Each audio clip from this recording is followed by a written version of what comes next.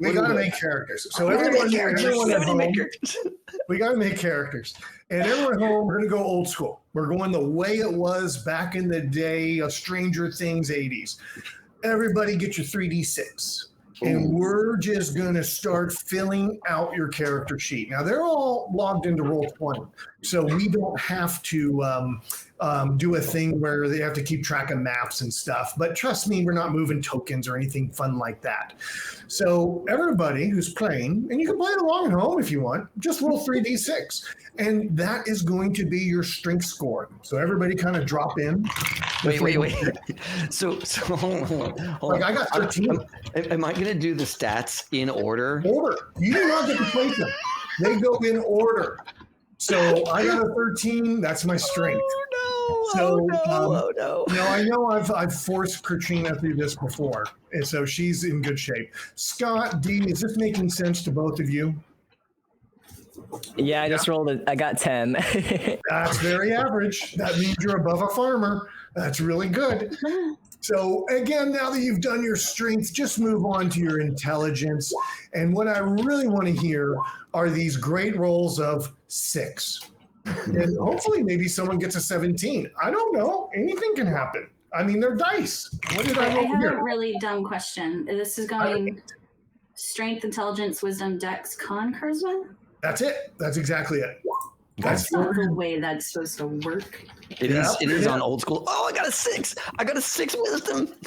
Oh, so the farmer is smarter than you, is what that tells me. I got a 4. I got a 4 for How did you roll a 4? I think there is a rule. Hold on. I think there is a rule that if you roll like a 4, you get to redo something. Hold on. What? That doesn't sound right. I think there is. That doesn't sound right. I've gotten 3 9s in a row. Oh, that does not sound right. This is KC level dice, guys. Oh, yeah, no. That just means you have a -2, Dave. Sorry. Oh, yeah. It's on the chart. I'm snookered. It's on the chart. Rich. Yeah. Oh, my gosh. Honestly, I rolled pretty well. Are you rolling online? Are you rolling online, Katrina? Yes. Yeah. Okay, that might be your problem. You Oh, get a lot of people are rolling online. Look at all these great rolls. You're all so wonderful. I'm sorry. I was doing the other thing. Hold on a What second. did you do wrong? I have a thing. Hold on a second. Do you mind if I put your headshot in the overlay? Is that all right? Yeah, that's perfect. Thank you. All right. Dee, how have those dice been treating you? You got some good highs? You got some good lows? I have a 10 strength, 12 intelligence, 9 wisdom, 8 dexterity. I don't think I rolled. Did I roll? Con is 12. All right, let's see what my charisma is. That might give you a hit point. That's not good. My con is a pretty 6. bad. My con is a 6. Hey, I got a 5 charisma. Yes. Yo, it does Dee, not in real matter. life, It does not beautiful. matter because In my the player charisma, character life, not so beautiful. my Yeah, you know what charisma it'd be. is a 16. I'm a bard if there ever was one. I was sitting here like, if I get anything good, it has to be for charisma. And clearly, that was not the case. Yeah, sometimes they work against you. They do. Oh my goodness! All right. I think I'm the only one who actually got an above average score. I got a 10, 10, 11, 16, 14, 10. So. Whoa, you might actually be able to do magic. Well You might done. be able to do magic. A magic user in R. I don't know. Wisdom is only 11. Int is only 10. Oh my gosh. Oh my gosh. I've got a 16 dex. That's my big one. Okay, hold up. We have. How about let's see here. We got some more donations coming in, which is beautiful and wonderful. Thank you all so much. $50 from M. Rachelson. Thank you so much for that donation. 10 rerolls for the dude. 10 rerolls for Rich. I'm never missing. That is awesome. That's so mean. I'm a T-Rex. $5 for the flirt fund. Yes. Whenever we flirt, we get some boost. Thank you so much. I'm a T-Rex. And If they then do good flirting in the game to get through something, that could help them. they could end up with some positives. Hold on. Rin Coco just gave me a +2. Thank you, Rin Coco. You got my back. I see it. Don't worry, guys. I got this with my 5 charisma. Not even worried. We're not even worried. Rich, when I get that +2, where do I put that +2? Is that in my stats? No, that's your +2 in the game while you're working. Your stats are what you got to live with, baby. There's no manipulation of stats. Then we might as well play 5th edition and do point buy. We might as well just do point buy. We might as well do 46. So is that for like a roll? Do I get a +2 on a roll? Yeah. Okay. All right. I'll live with that. Nighthawk, $200. Thank you so much, Nighthawk. Thank you, baby. I'm sorry we're going to be up late tonight because I'm here. Yes. We haven't even started the game yet, and we're already almost there. That is so crazy. I know. It's so crazy. Okay. It is. Together. Has everybody rolled their stats? I've rolled my 5 stats. Now, for all of those playing along at home, we get to pick our player character types at this point. So we get to choose a class. And for those that are looking at the book itself, the character classes start at around page 16. And you can see immediately there are prime requisites, such as the cleric has to have a high wisdom. And you kind of take a look. The cleric's there, a fighter has to have a strength. And that means you have to be within, let me double check my prime requisite before I lie. No Let me lies. check. No lies detected. No lies detected. Blah, blah, What blah. page was it? 17? 16 is about where it starts. 16. And I love how believe like basically means your prime requisite is it has to be it has to be in the neutral zone, if I'm not mistaken, based on their abilities and their prime requisite. what the heck? So you can kind of look through clerics, fighter, magic user. You know, if you have a low intelligence, you really can't be a good one. Dex on the thief, you want to have a high number there. And those are the only classes we have when we talk about playing basic. You're basic. I think I'm only looking at I'm looking at Rogues Gallery. Oh, don't look at Rogues Gallery. Go to the I'm sorry, I'm on the wrong thing. Yeah. There it is. Thank you There so are much. 4 classes: cleric, fighter, magic user, thief. Yep. There's no elf? No elf. Is the link for it in the Discord? Because I thought I was looking at Rogues Gallery too. Yeah. Yeah, go to There the is top this of the link. Discord, D, all the way. Okay, it just got reposted. It's right there at the bottom. Perfect. Rich, you might need to approve us to look Yes, at that. we request access. Let me in. We can't I even. joined this Oh, game did I mess 5 up the minutes controls? before it Gosh, started. you guys can't It's so take me good. It's so anywhere. good. We're gonna be fine. We're gonna be All fine. right. No, If that's great. it wasn't for my tech problems, oh yeah, it's on restricted. Anyone with the link, done. All right, You're the D, this is going to make so much more sense. Remember before when I said go to page 10 where we start doing character creation? Yeah. You were so patient, and we're probably like, "Rich, this makes no sense at all," but I'm just going to Oh agree. my gosh. Oh my We're gosh. rolling with it. Yes. I think what I need to do, quite frankly, is since we might actually hit the goal tonight, I think maybe there needs to be something along the lines of when we hit the goal, I'll do the dance at the end of the night, but maybe how much over the goal we make changes like how many times I do the dance, or maybe there's like a bonus dance. We'll figure it out. We'll workshop this tonight.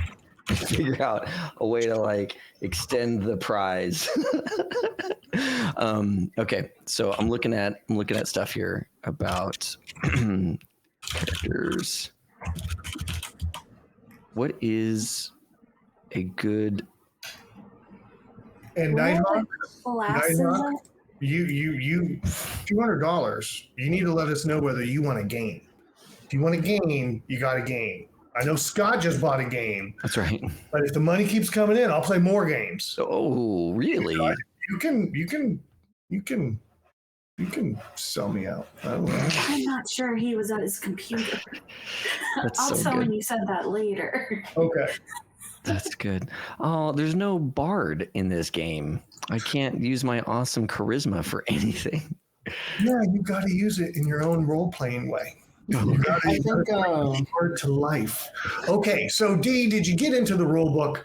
I did. I have no idea what would be good for this character. The highest I have is a 12 in intelligence and a 12 in constitution. So That I'm sounds to wondering me what like would- a magic user. That sounds like a magic user. And we're all going to be level 3. None of this level 1 shenanigans. Everyone is going to get some benefits. Like, level 1 magic user means I can cast magic missile one time and I throw. D's a little younger than me. So D hasn't been playing the old stuff. As we were kind of talking, 5th edition was kind of like the beginning. D, when you go to buy stuff, magic users stock up on knives and daggers because they throw daggers when they can't cast spells anymore. That's it. Nice. So magic user, you're going to get some spells, which I'm going to look at how many you get at 3rd level. You get 2 first level and 1 second level. And then you're going to want to have daggers. And you're going to want to throw daggers. And that's like your go-to. Scott, what are you thinking about for a character? level? A player character. I'm gonna go with fighter, but I'm gonna be focused more on like ranged attack fighter. Mm. Ooh. And by the way, stealth is based off of Dex, right? what is? Stealth is based off of Dex. Yeah, you would do that. All right, I'll play a thief. Okay. I mean, it goes against every fiber of Zorn's body, but I'm going to do it anyway. I love it. Say. And by the way, D, on the 2nd page of the magic user, you're going to see some that says saving throws. Those are the 3rd level numbers you'll want to enter into the character sheet for yourself. Okay. All right. So I think I'm going to go back up to page 10. I think everybody's or David, do you have a character class yet? Yep, I'm a fighter. Okay. My player character's name is Franklin Tanklin. Oh, I like that. Franklin Tanklin. He's a cad and can talk his way into and out of anything. He's got puny muscles, but they're there. By the way, Katrina, how are you? What character class will you be starting with tonight? I love how you say we'll be starting with. That does say something, doesn't it? I got 20 rerolls.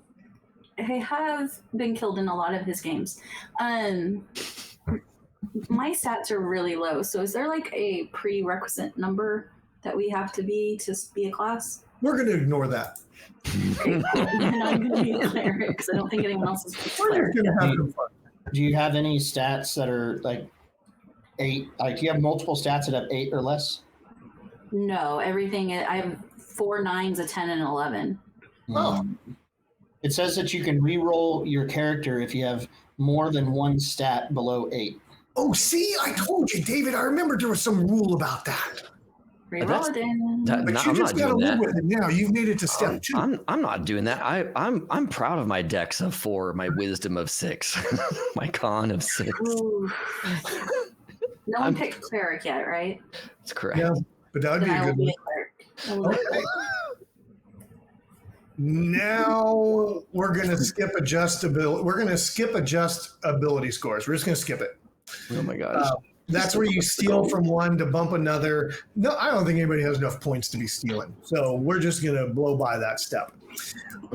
Next is your modifiers. So if you take a look down on page 13, you see there's some modifiers, just like strength of 4 to 5 is a -2. Go ahead and just take a look at if you have any modifiers. The really big ones are going to be like your dex throwers. They're going to want to make sure if they have a +1, they're going to want to make sure they have a +1 for when they roll to throw. You know what I mean? But, just kind of take a look at that page, add your modifiers to the character sheet. I think it has it on there, doesn't it? It auto Did it. Excellent. All right. Well, then we're going to keep going. Let's go back up. That let us get through that piece of the puzzle. Saving throws and class abilities. We talked about saving throws. Everybody sees those kind of on their second sheet. I think everybody's played enough stuff. So, like, cleric is turning the undead. Fighters really have nothing special. Magic user, we got spells that they need to do. And the thief, you have a thief chart if for searching for traps with your feet and stuff like that. Number 7, roll for hit points. Now, we are going to go ahead with the optional rolling 1s and 2s. Okay. That if you roll a 1 or 2, re-roll. But now roll with your hit die level. So, example, the cleric is a D6. So they're going to roll 3d6 for their hit points. The fighter is a D8. 3d8 for their hit points. Magic user D4, you get it. It's, roll up your hit points and let's see what you get. I know in some other games they let you rolling it 3 times. Value. Yes. What was that, Dean? I'm just rolling it 3 times. You got it.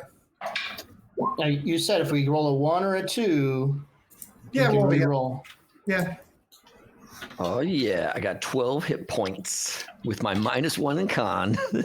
Remember your con. Yep. Look, okay. Look here, chat. I see you all trying to get me to be a Dex 2 or whatever, a Dex 4 thief. I'm not doing it. I'm not doing it. It tells me in the book I can't. But when Franklin Tanklin inevitably eats pavement, I will remake and maybe get a thief. Okay. Choose your alignment. I know this entire group is going to be chaotic something, but do choose your alignments because you never know. You might walk in a room that it matters. You might meet a character that it matters. So let's kind of think about Franklin Tanklin. Definitely law. Definitely law. Think about Montoya. Scott, what's the name of your character? Sorn. No. It's what's the full name of your character? Montoya or whatever. Inigo You're Montoya. muted. But Zoing Montoya. Oh, hold on. Scott, you're muted. Zorn Montoya. There you go. That's my name. I'm chaotic good. And by the way, anybody's name who is Rizky Business is definitely chaotic. And Larry would love you. Larry would love you for the way that you spelled your name. Because anytime I play with Larry, it's like, my name is Justin Time. But is it Riz like R-I-Z? Rizky? Yeah, Rizky Business. Yes. Perfect. You have to have a high charisma score to name your character that. Sorry, it's in the book. It's in the book. Sorry. Dang, I have a high charisma score. I should have done that. And by the way, I'm 11. We're going to skip known languages. Everyone has a babelfish. We're not going to have any language issues this game. We do need to buy equipment.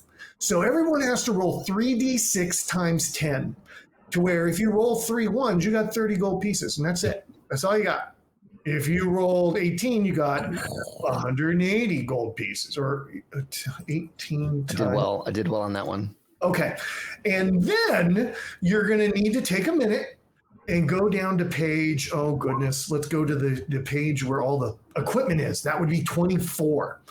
Now, take a look. You didn't know this was a shopping episode, did you, folks? Yep. Take a look at your weapons and armor. And by the way, Larry got me on this one time. We're playing a one-shot. He goes and buys iron spikes because he has a feeling I'm going to play a rust monster. And so he had it set up. And he outplayer charactered me with the rust monster, throwing at treats like Fido. And of course, the rust monster, the stupid animal it is, went the wrong way to get them, and they got past the rust monster. So take a look at some of those things. Be sure to get your armor. Be sure to get your weapons. Sure. Be sure to get your daggers. And probably if you're a magic user, you want to have like a bandolero of daggers. So you be in the game kind of a thing, So kind of take a look. I do allow pooling of gold. So if one of you is very rich, and not rich like me, but rich like money. If one of you is very rich and you want to share to the plebeians, peasants, I don't know, something like that, you can share your gold. But I recommend make sure you get your stuff first before you start sharing. Don't worry about ammunition. Everyone has unlimited whatever, arrows or sling stones. We're not, oh, Larry, they don't need a 10-foot pole. They can check for traps with their feet. It's the easy way to do it. Just walk. Just Okay. Are we doing, like, are we paying attention to weight? Encumbrance? Are we doing encumbrance? Encumbrance? Schmumbrance. Okay. No. All right, cool. If you got a pack that has like 100,000 things in it, I'm in. That hole 5 foot wide, I'm in. You're going through. love that. Love that. Thank you. We got to push these doors. We got to get going. And by the way, System Magic user doesn't have to buy any armor. And System Magic user doesn't just buy daggers and a stick in case you maybe see something that is good to bash. You can take a look at your spells also. And Cleric, both of you, you'll arrow down in the book and you'll see a spell listing and spell descriptions available down there for you to pick from. But I know it's going to be Cure Light, you know, blah, whatever, you know. Maybe. Magic Missile, Magic Missile, Magic Missile, you know. And yes, if you do have something, I just noticed, if Rich can't spell it, it doesn't exist in the game. But if you have something you really want to buy that's not on this paltry list of items, feel free to bring it up. And while you all do that, I am going to go get myself another healing potion. So I'll be right back. There's no 10-foot pole in the Oh, equipment. for a gold piece, there is. Yes, there is. It says pole, Okay. 10-foot long wooden. Oh, it's on thank on you. page 24. Thank you so much. You're welcome. Rope. I know how much that's necessary for us. It is. I can wear any type of armor.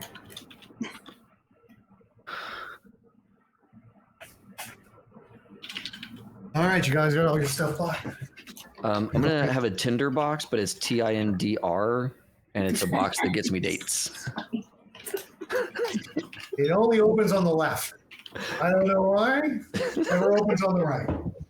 That's right. Can magic users have any armor? Ooh, great question. Nope. I don't think so. Robes. Uh-oh. You're AC 9. You are soft and squishy, All right. and you need to stand behind Tanklin.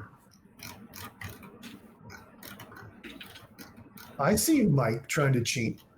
I see you. That chat is full enough. Okay, let me just make sure I have enough money for this.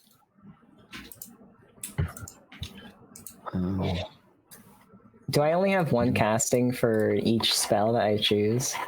That would be correct. 20. Okay. But you could do Magic Missile twice and another one second level. Okay. But they don't fill slots the same way, like going down. Okay. If I did Charm Person, Magic Missile, and Shield, does that work? That sounds beautiful. Cool. Yep. All right. I got a 10-foot pole. I got my iron spikes. I got a flask of oil. You know, my tinder box, so I can turn that into fire. You know. Oh my God, Amanda, that is the greatest idea in the world. We need a Tingleverse version of this game. Yes, we so do. We so do. I am a chaotic Muppet, chat. You're absolutely right. I wonder if I can. My name is Franklin Tanklin. I wonder if I can run that next year. Kind of go off script and do a Tingleverse. I wonder if we could even do that. I don't even know if it could get R enough. I don't know if it could get to the R level. I would like to hire a retainer.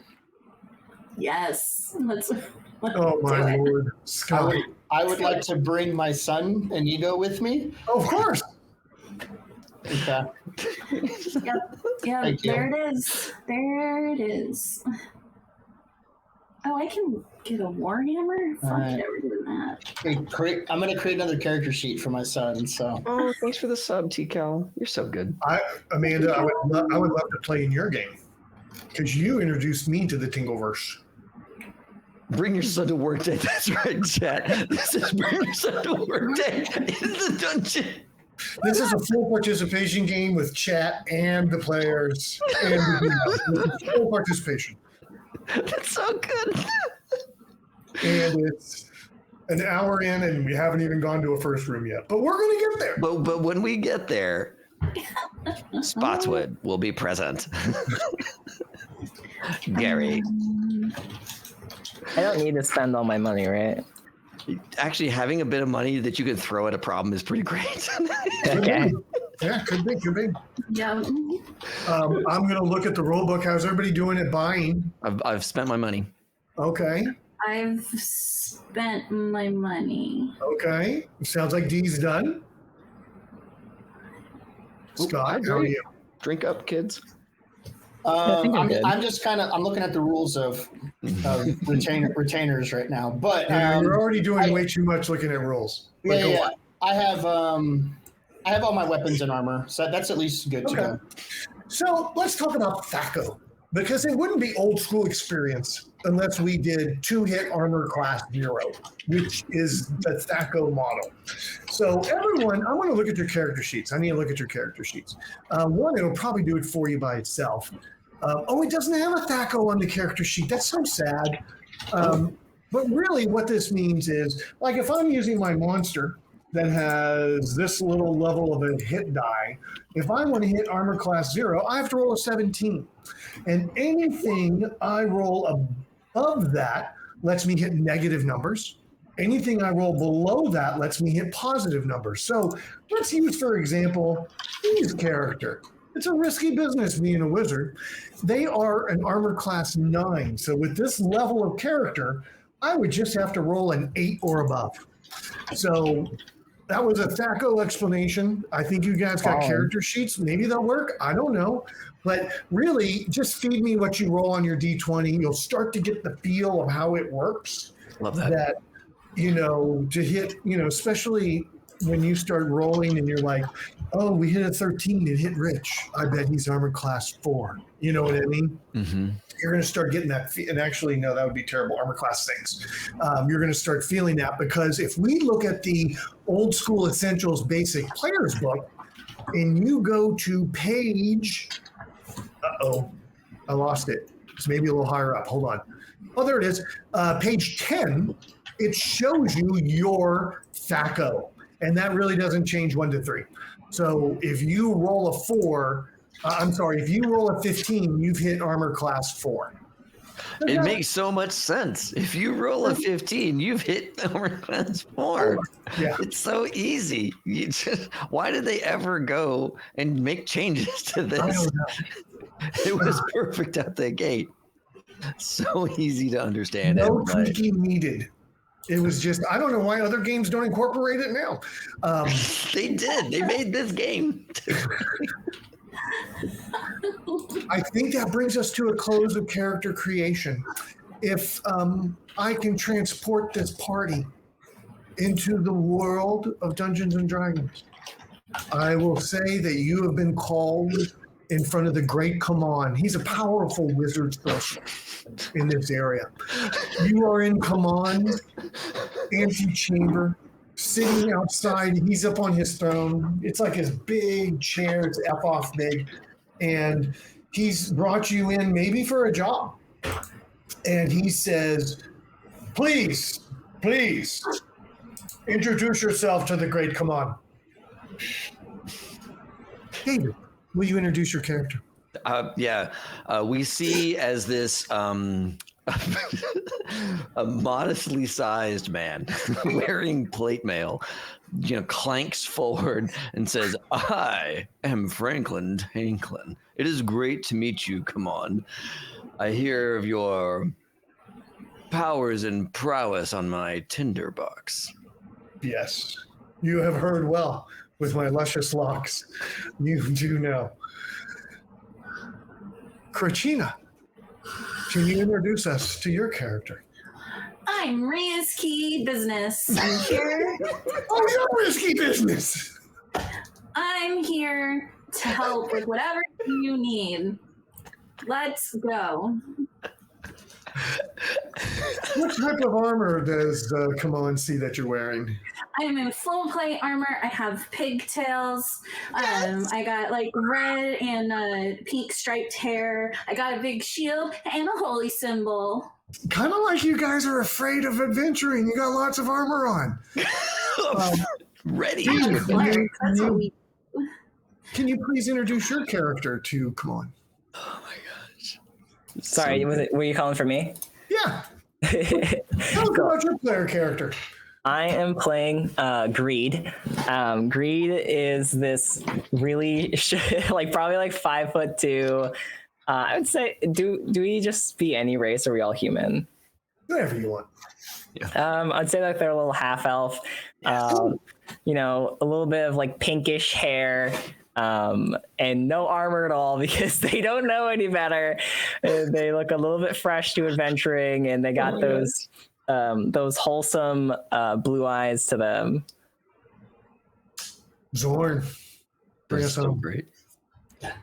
Zorn steps forward. He's a massive human being at like 6'5", and he introduces himself. Yes.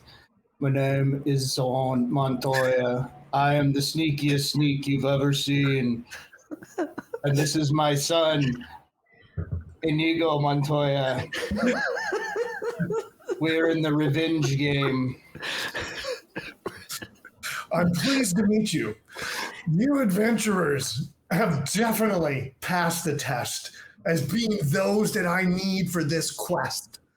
There is, in a tomb far away, a ring that I need to bring back to me today.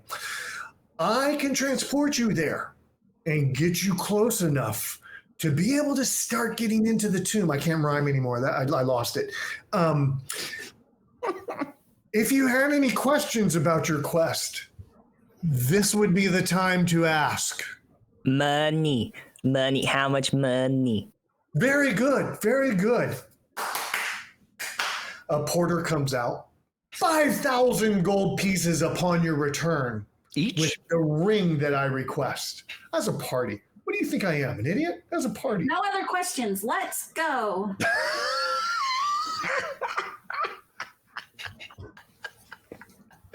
This is going to be the smoothest, interaction with a fixer or mission giver ever.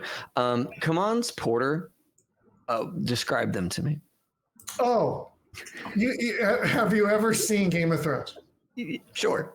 Seeing the secret keeper, hair is all gone, shaved head, big white robe, big gold plate in front with a bunch of gold coins on it. Okay. All right. That's their porter. That's awesome. Yeah. Okay. Thank you. Well, since I've heard that you have no other questions, little portal door appeared right there in front of you and says, feel free to step through to your adventure.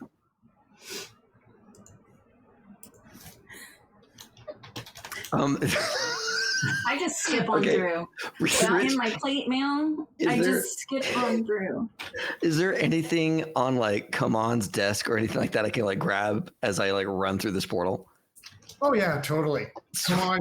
There's a shrine. There's a pen and paperwork, and there's this little in and out tray box that's there on the other side, and he has a little bell that he likes to go bing and call people with. So yeah, totally. Oh my God, I want the bell. I'm just gonna I'm gonna look at the portal, and then while I'm looking at the portal, I'm just gonna yoink. I'm just gonna reach without looking, put my mitts on that bell, and then run through the portal. Dex check. Oh, sorry. Yeah, got to roll into your dex. What's your dex? A 5? It would be so funny if he died right now. I have to roll under my dex. Under. Yeah. It's a 4. That's not happening. How many bonuses you got? Who's intrusive and keeping track of everything? I don't think any. No, I've got 2. I've got 2. Somebody blessed me with a +2. So that could be a -2. So if you rolled a 6, you could make it down to 4. Big money. Come on, Are baby. you Come on, begging baby. in Come on, chat for baby. more donations? Is that what you're doing right now? Yeah, I putting hear the you. beans and the beans in there? No. I literally heard I Kelly, you need to drop in some more money. I would need. Look, I rolled an 11, so I would need. I was at a 6. God. Zorn, I would need 3. I would need 3 pluses. I would need 3 plus 2s. If chat can help me out, I would love to enter this dungeon with a I bell. mean, you do have one. You already do have the Rincoco plus 2s. So you need. Yeah, 3 yeah. on top of that? I'm using those. I'm using those already. So if anybody else could flash donate me, it'd be great to have a bell going into this dungeon. If not, then I Oh wait, I will. someone has donated. What? Oh my God! Yes. Hold on, let's see. Yes. Donation is Oh, for 1 free critical hit for richest monster. No! No, this dude's gonna die. No. Lyra, why you do that to me? oh, Taco Bell. oh wait. Bong $30 sound. on route. Oh yes. Thank you, Lady Glenn. You're quick texting. I know you were texting. You were like in your chat app going, I need you to just make this happen. I was I in know my it's Tinder not in the box. budget I was in this my week. Tinder box real quick, like. Scott, while we wait for those funds to drop in, Yeah, I was gonna say. what is Zorn up to? Zorn motions for his son to follow him. He goes really. He's this big 6'5" guy pretending to sneak, like he's like sneaking towards the deal, and he goes through. But Inigo kind of hangs back a little bit, and he wants to be the last one to go through the portal. Okay. Okay. How was Greed? Greed did Greed ask a question, right? No. Greed only asked how much money it was gonna Oh, be. that's right. How much money? And Greed Anything just else, kind of Greed, or no, you not just- really. yeah. Just staring wide-eyed at this big portal, and just slowly walks in. Maybe not know any better. I have a feeling risky business is just going right through. Oh no, I went through already. I was already Oh, gone. okay, you're already on the I other was side. the first one All right. in. David, has your monies come through? Has your ATM withdrawal happened? Nope. Look, There's a banking error. I fully trust that the Okay, money. so if I give we're good you for the this money. on- Okay. If I give you this on loan, and the next time something comes up and you owe me, we'll cross that bridge. But you reach over and you get a hold of that bell, and as you grab it, Coco. David plus 2 is $30. Just happy, Yes. baby. Thank you, Rin Coco. Oh. you grab that bell and you start to make a run for the portal itself. At this point, come on. Let's see how quick come on is related to this action. Let's see what kind of reaction might happen. Oh, that was a good reaction, Dave. That was a I good don't like that. reaction. I don't like that at all. I don't like that he got a roll. And I missed, but I'm going to use one of my 30 rerolls. I missed. I'm going to use one of my 29 rerolls. Keep doing it. You can't just keep doing it. You I can't missed. just keep doing it. I'm going to use one of my other rerolls. That was Gary. actually a 1 that time. So I think I'm down to 26. Gary, cool your jets.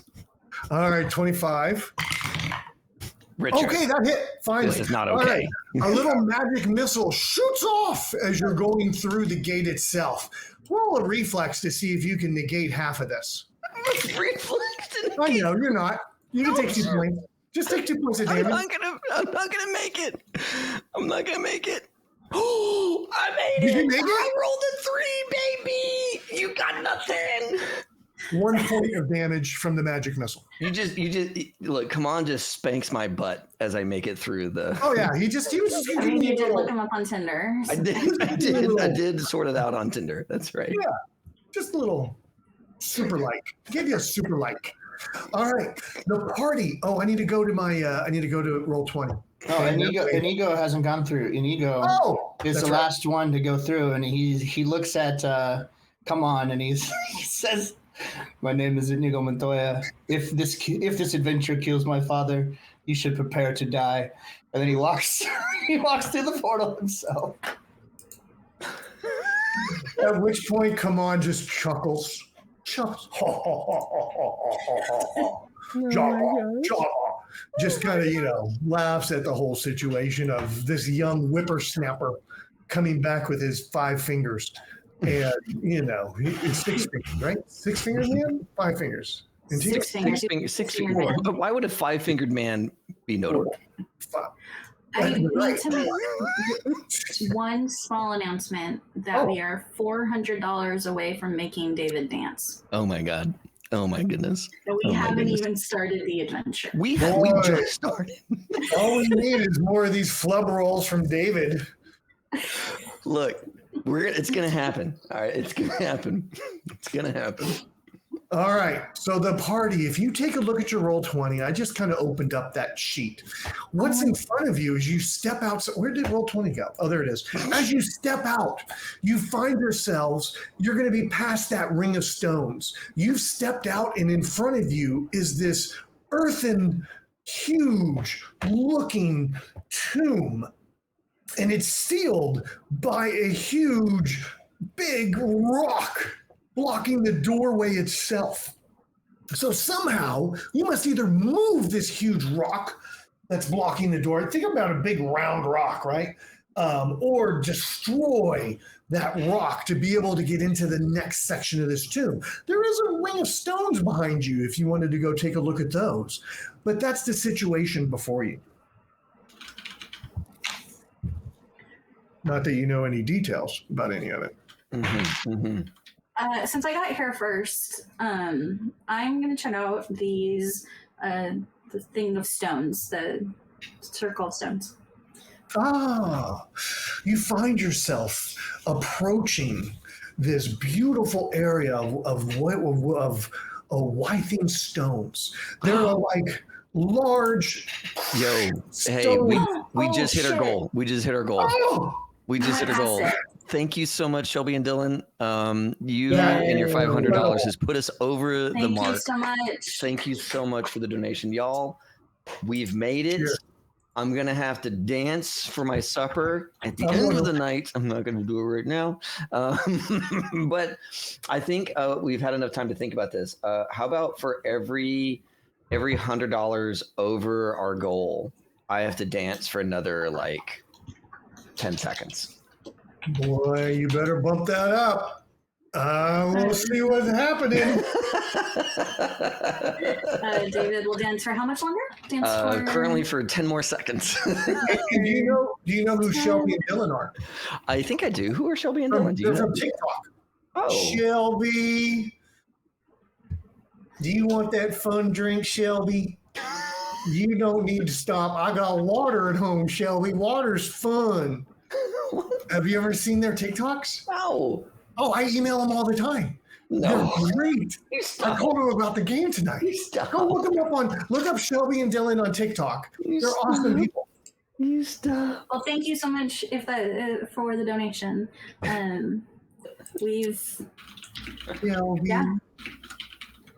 I love it. All right, so every $100 you get to make 10 more seconds of this game. I used to dance at a goth club. I can dance for a while. All right. Got this.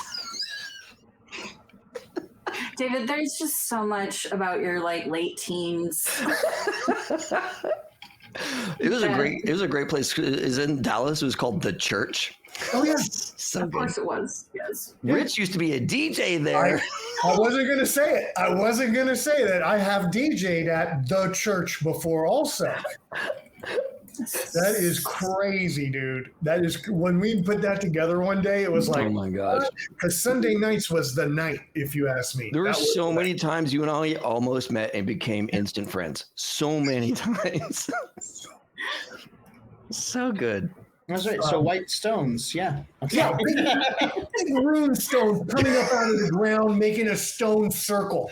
You see them all along. You hear a metallic tang, a little metallic noise. As you look around the stone circle, you see that there's these iron owls kind of hung up as ornaments maybe between those stone circles. And in the center is an altar, and there is something kind of twitching in the center of that altar.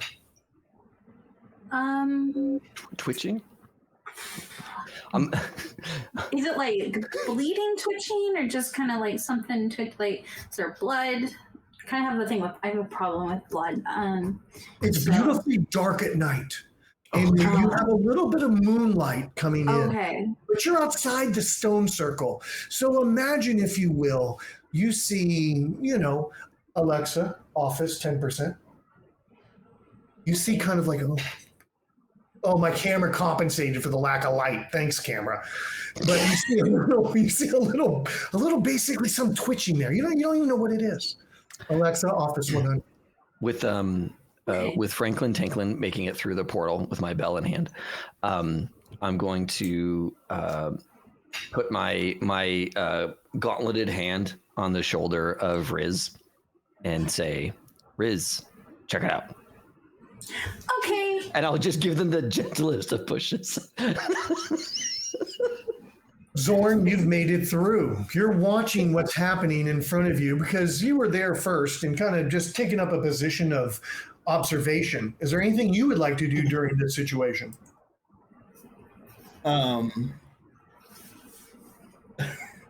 So it's dark, you said, right? Yeah. All right. So Zorn comes out. He waits a little bit for Inigo to pop out too. I need shadows. Yeah. I mean, no. I light my lantern that I have, and I notice as he pushes. What's it? It was Risky business. Yeah. What are Rizky's business's pronouns? She, her. She, her. Okay. I watch as she gets pushed forward a little bit, and I say, if she dies, she dies. So, Greed, you also have been through before the young retainer comes through at the last. You're watching all this unfold. You've been here. What do you want to do? I think what I'll do is I'll take out my 50-foot rope and then throw it over to I forgot to Riz. It's the word of 2023. Huh? It's the word of 2023, Riz. It sure is. And just like, if you need a pull out, tie this around you. That's a good way to get a dead body back. Liz, you have the end of a rope. You have the encouragement of your peers. Would you like to step towards this altar and see what this shaky looking thing is? Riz, Greed has a good idea. Let's use the pull-out method. I hear it works, most of the time.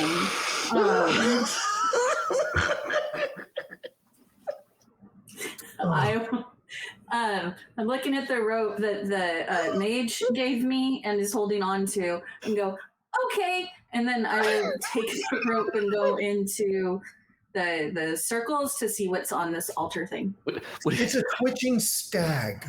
And not only, I think maybe what's more disturbing to you is that it's not a stag, it's a skeleton of a stag that is still twitching. And you find that it's covered in slime. It's like this green slime. And it's not, it doesn't like illuminate, but you can definitely see that it's reflecting the light of the moon beautifully. So, what else would you like to do? I'm gonna get my lantern lit so that I can shine it at the altar for Riz. Why did I hear dice? Yeah, right. What was that? Just me. What was that? GM. I don't think it should be like in the middle of the ceremonial altar thing. So I'm gonna push it off of the altar. Oh, let's do a little strength check. So roll a d20, And let's see if you're above or below your strength value. Sure. Figure out where. The portal we came out of, is that what's north of us, or is that? The portal has disappeared. It will come back when you come back, if you come back. But the doorway is that huge stone. Think of a big earthen mound, and there's a stone in the front of it, kind of like as Jesus would be. You know what I mean? Kind of behind that stone. It's great. I think I rolled a 15. It says fail. So I rolled a 15. Okay, what was your strength? My strength is 9. Oh, so you failed. But you go and you push it, and it's a skeleton, right? So it's not like a contiguous piece of matter. You kind of, your hands go into it, and you kind of knock some of it over and some on the side, but some remains on the altar. But even more disturbing is this green haze that's now flourished in the area and encompassing the entire center of this altar. Roll save versus poison. No, Rich! And remember, you want to be above this number, or you're sent back to rolling up a new character. Can I just press the button? Do I just press it? Or... Yeah, I think so. Do you have one? Let me look at the character sheet. Yeah, there's a button. Press the button, yeah. Oh! What'd you do? I don't know. What you roll? 3. Mother of God. You rolled a 3. Wow. Can we start dragging Riz out? Wow. Can I use my 30 to make them re-roll? This is going to be a long night if somehow on the first save versus poison, she rolls a 3. You have to tell everybody what happens if I fail the save versus poison roll. You die. You would die. Yeah. You would die. At this You point, die. you immediately recognize something bad's happening as the plume of spores and whatever this is in the air. You immediately pull twice on the rope. At which point, Greed, thinking, "Oh, maybe she's dead. I can get her money," starts pulling you back really fast, and you hold your mouth shut, and you go like that, and you get outside the circle, and you find that you're safe. And I think Zorn probably laughs a little in the background. Wait a minute. That was Nice so to wild. me. But you know, whoever smelt it dealt it.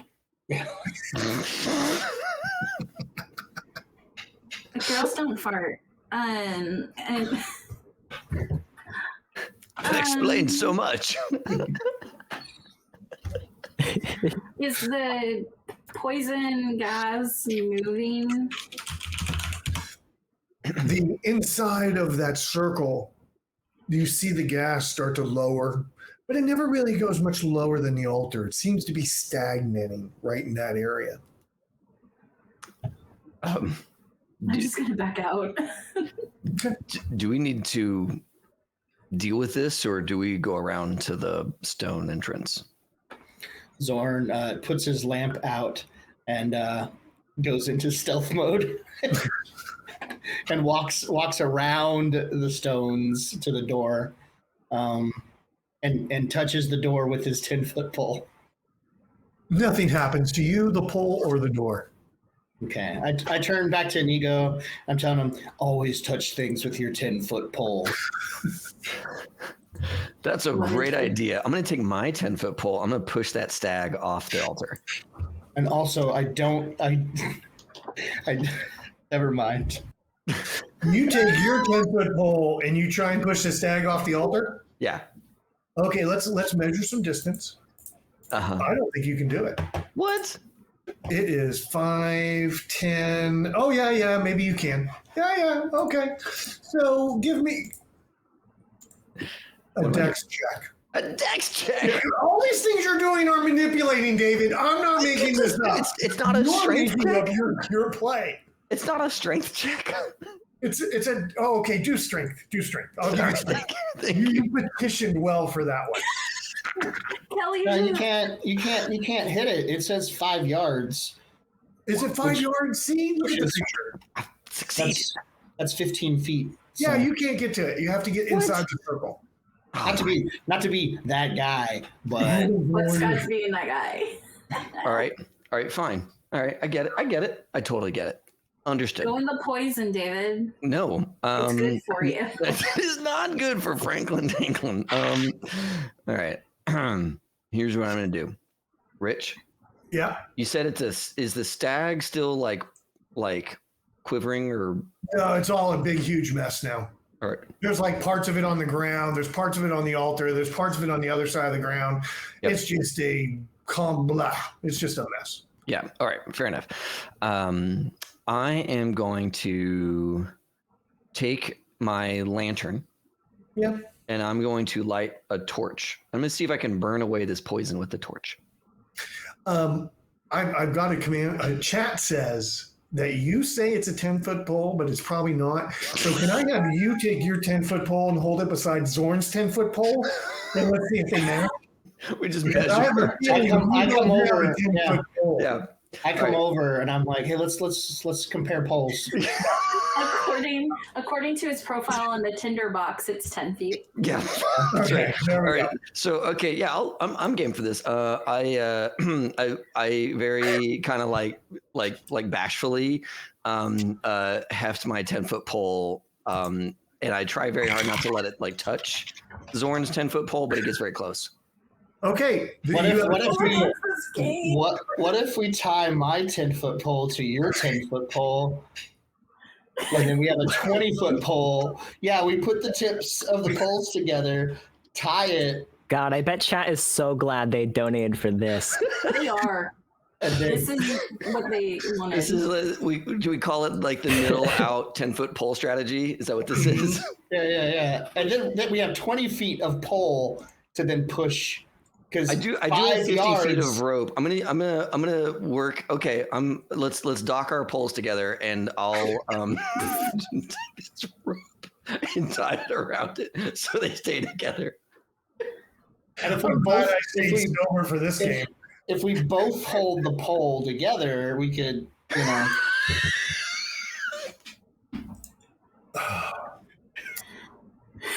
we could push the thing off the podium. I'm going to need a donation to tell us. Do you all want this to continue, chat? Do you want this to continue? I need a donation with a comment to tell me if you want this thread to continue or not. Okay. Yeah, I'm in for this. I'm in for a penny, in for a pound. Let's go. Some of the comments we're getting is, this is what I donated for. This is a rich thing. He said what we're all thinking. Why are all We like all need these to like have this? I don't do this. a They do wholly this. non-sexual lightsaber duel.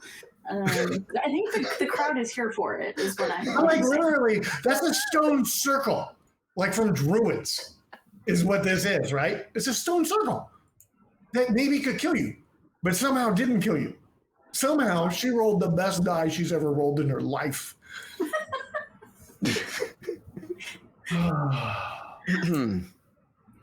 So we doing this or what? yeah, you just did it. So we're doing this or what? Yeah, we're gonna do this. We're gonna do this, friend. All right. This is my first time. Do we have to roll to see how well we tie the poles together? Yeah, you sure do. All right. That sounds Not like me. like a dexterity roll. So I'm not gonna rolling roll that. I'm a terrible rope tire person. You don't like to tie the rope? This character, Franklin Tanklin, does not tie rope.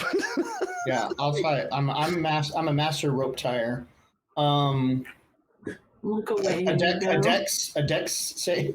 Yeah, just a dex check. Just roll a dex check.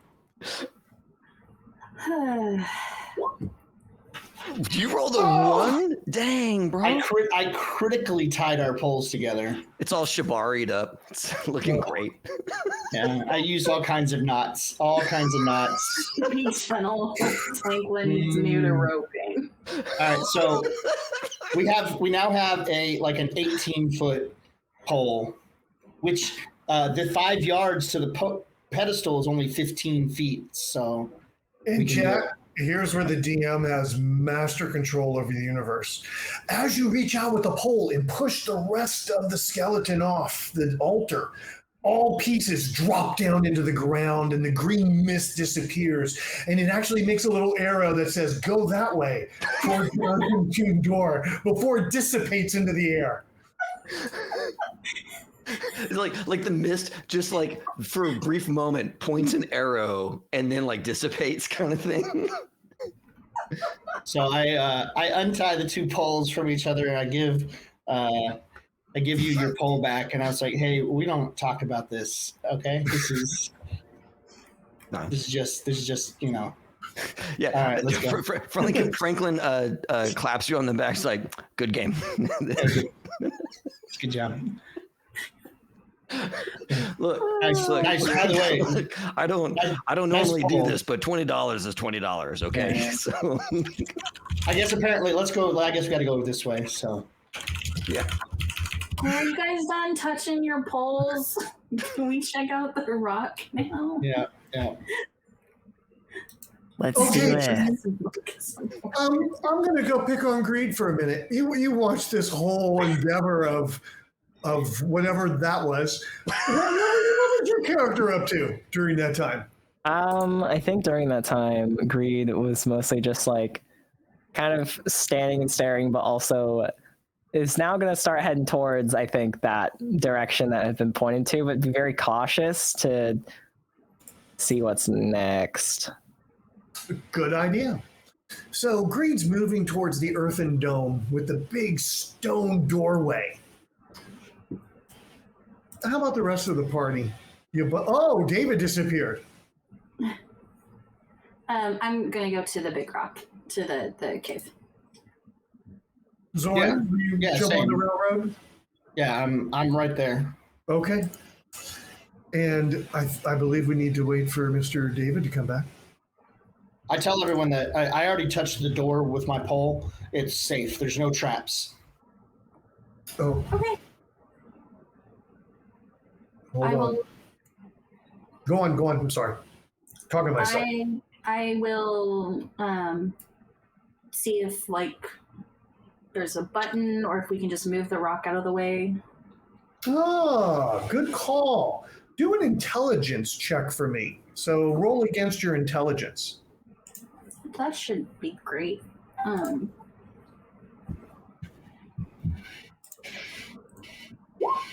Hey, 7. I succeeded.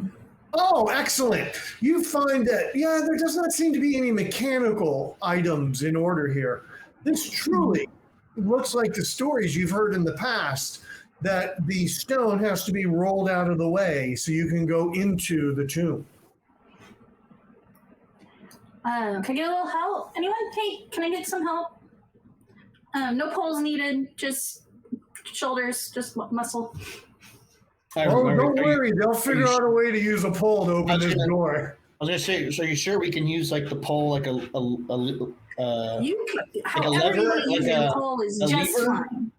All right, so yeah, okay, I'll go ahead and move up, and I'll try to move the rock. How many people are going to assist in rock moving? I'll assist in the rock move. Okay, so everyone's going to come up and help push a little on the rock. Team effort. Why not? And can you smell what the rock's cooking? I can't do that. But anyways, so y'all get together to push on the rock. I need a cumulative plus score. So does anybody have like a +1 in strength? Raise your hand. You would never know. Now if that's awesome. Greed is. Does anybody have a +2 in strength? No, I think you're going the wrong way. Yeah. Yeah, Go zero. the other way. You've seen where this goes.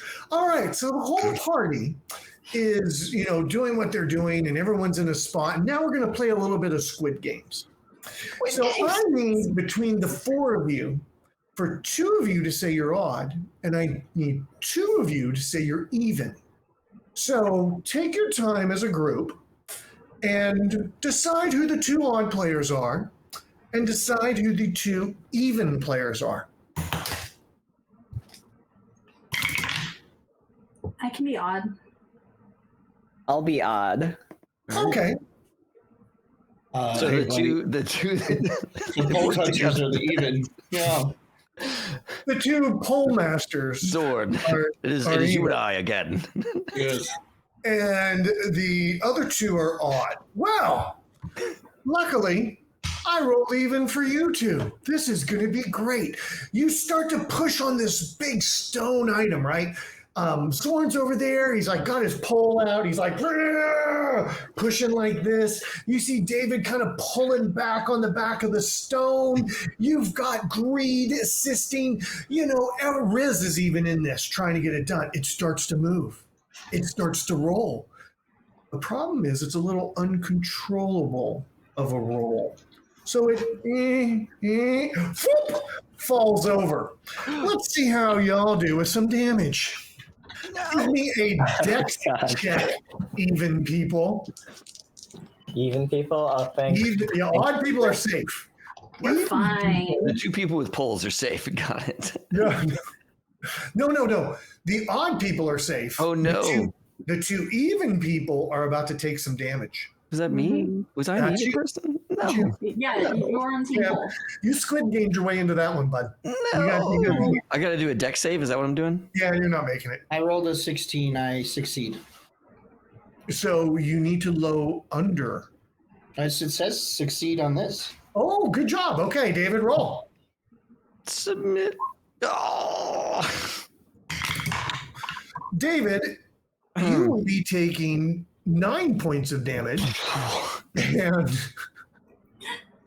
Zorn, you will be taking 5 points of damage. Jeez. Jeepers. All right. Good. But McCarty does manage to get you out from under the stone, and that one stone just kind of rolled over your ankle. That half save, you just hit your ankle. You're fine.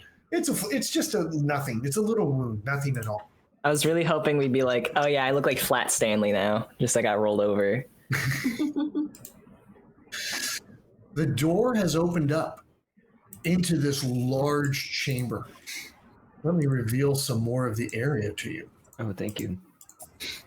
Sorry, I'm messing with the closed caption. Sorry, everybody.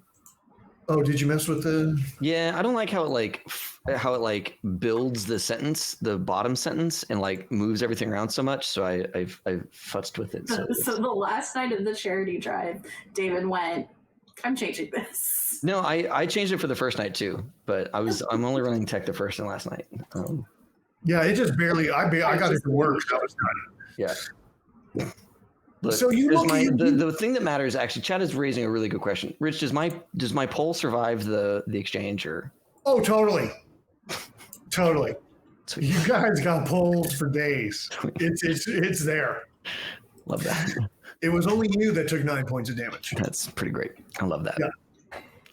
You now have opened up the tomb entrance, and as you shine light, you actually see 2 people already inside the tomb. One of them is dressed, it looks like in a military outfit, and you kind of see him in some khakis along those lines. He's kind of talking to himself a little bit. David, could you describe how that other person's dressed?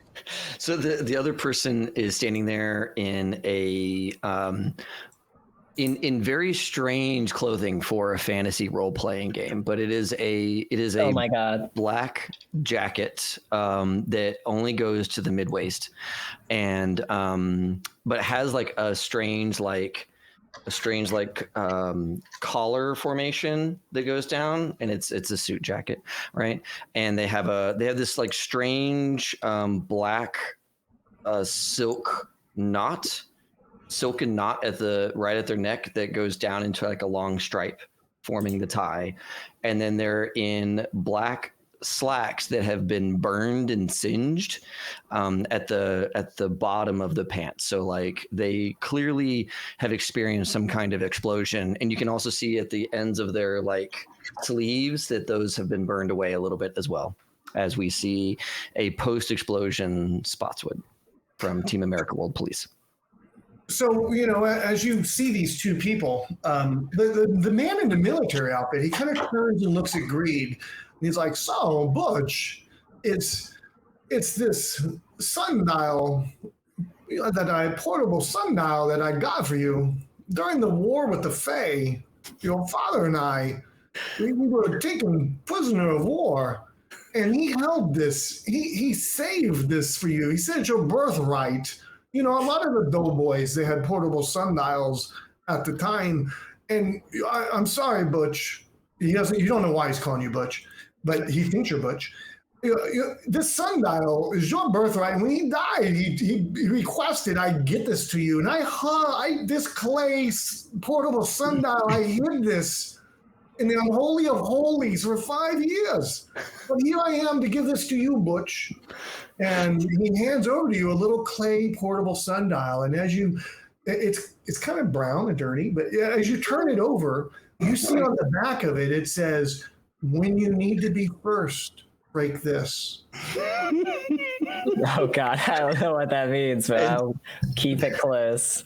Well, is When it? you need to be first. You just said he stored it in the holiest of holies, but he gives it over and it's brown and dirty. It's just clean. You just wipe a little, like 2 mice. You just got to work on the bucket. Just clean them. And at that point, he just walks out the tomb. And, He's right. Yeah. And the other gentleman then starts to approach your party.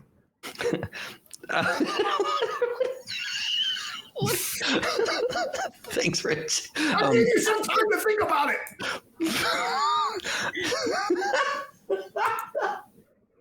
All right, fair enough. Great. He goes, Riz, I see that you have made it into the tomb, Hi. and you've brought your entourage. Congratulations. Thanks. I don't know what was on about the portable sundial, but when we first met, you thought that I was just a man in a tomb. But now I stand before you again as a man in a tomb. I don't know what you're doing here, but I know that you will get it done. You've just got to act your way through this problem. Well, thank you, wise sage, for your words of wisdom. I will make sure to take those with me onwards into the tomb. We will meet again. And I then look forward to it. we see as he steps into a white stretch Lamborghini limo that flies out of the tomb. Just magically shows up. It's been there the entire time. You're just now seeing it. And there's little jets of flame that come out the tailpipes as it flies off. Did Pennywood I keep getting this guy's name. Spotswood. Did Spotwood leave anything for the party? His well wishes, and nobody's paid for any magic items, so no. Well, you can do a little boon. You can do a little boon. Oh, What I okay. do. Good. Then, he's going to. Spotswood says, Riz, if you need to step into this, on the wall is like a it's like a pod, of artisan glassed enclosure, and it's got like a hinge on it so it opens up, and he says that this will make you into the appropriate disguise so that you can be like the inhabitants of the tomb and go undetected as you walk amongst them. Ooh. That will have a turn limit to it. I don't need that. I like that. There you go. Thank you, Rich. I didn't understand what you wanted me to do here. So No, you did great. So as these two characters, morons, leave, you have 2 things in your possession. One is a portable sundial that says, when you want to be first, break this. And the other is this artisanal made thing that has been said that you can definitely utilize this to change your appearance for a period of time and go undetected. W Riz right there. Your party's... They what? I said Riz is winning. W Riz.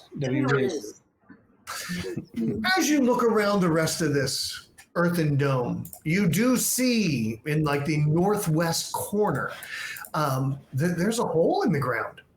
Right there. There's a hole in the bottom of and it descends deeper into the earth. great. So you see a hole that goes down into something. So good. Well, otherwise, it's just dirt that's been compacted and Lamborghini burnouts all over. and shot out through the other side. You see a butter churn with some mice. Ooh, hydrate, thank you. So along those, hey Pewal, I see you. What does the party want to do next? Can I stick my pole in the hole? You sure can. I saw it coming from a mile away. Yeah, we should have. Yeah. I did not. I read that and did not. Oh, by the way, Pewal is my sister, and Oh, hi. my nephew played his first game of D&D at Thanksgiving with playing OSE. So we did a little 3-room dungeon, and my nephew's a murder hobo, and so is my dad, and so is my sister. That's what I got out of playing D&D with them. They're murder hobos. We want to help Katrina. Where is the Boons and Banes? Where the Boons? There it is. There's the Boons and Banes. They don't want to help me because they're my family. So you can give a +2 to a player for $10, or you can give. She has bought hers. You've already bought yourself a character shield, which is brilliant. So you can. She almost needed it. If she wouldn't have had that roll, she would have been in big trouble. Yep.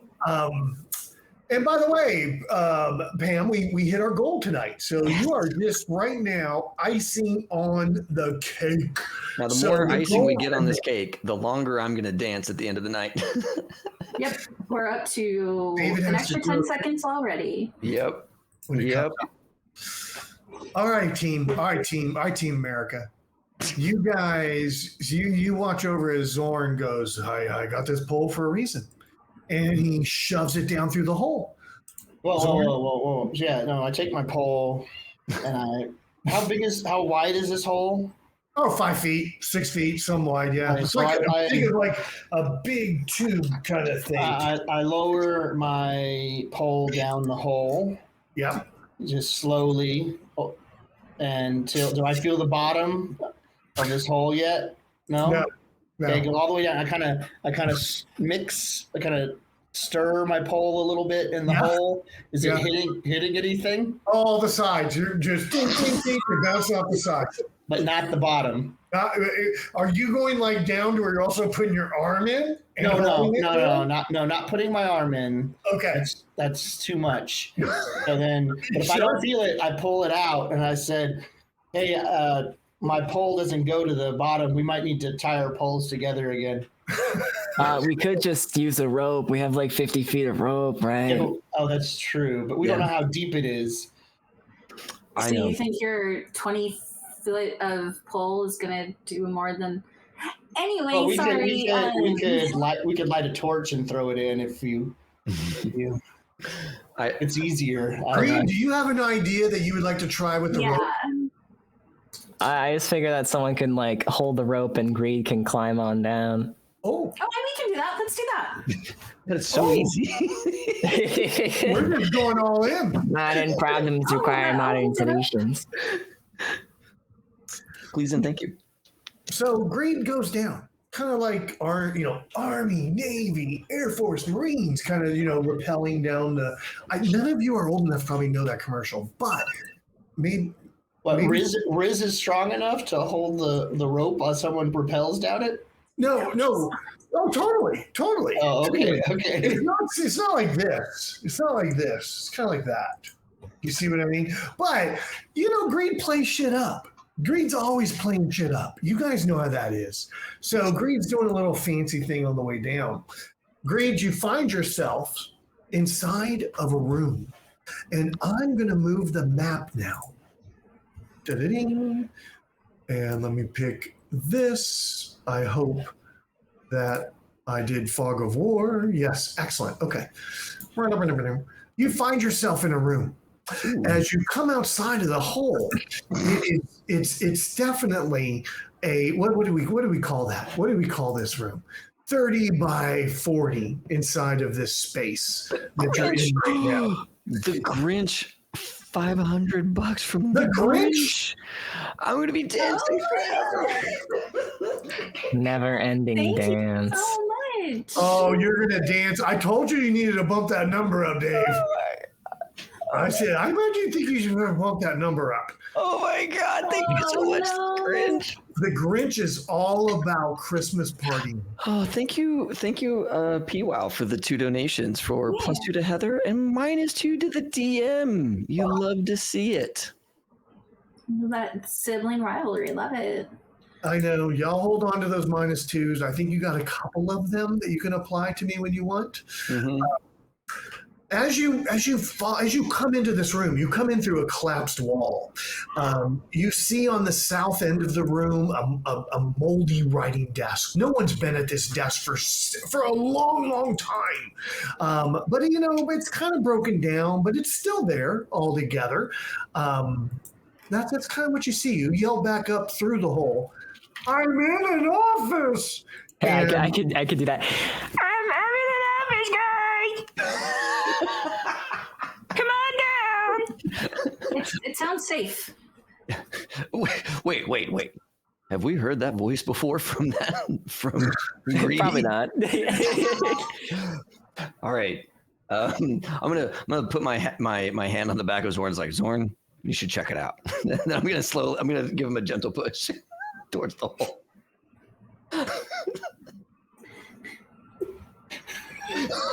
Zorn, give me a dex check.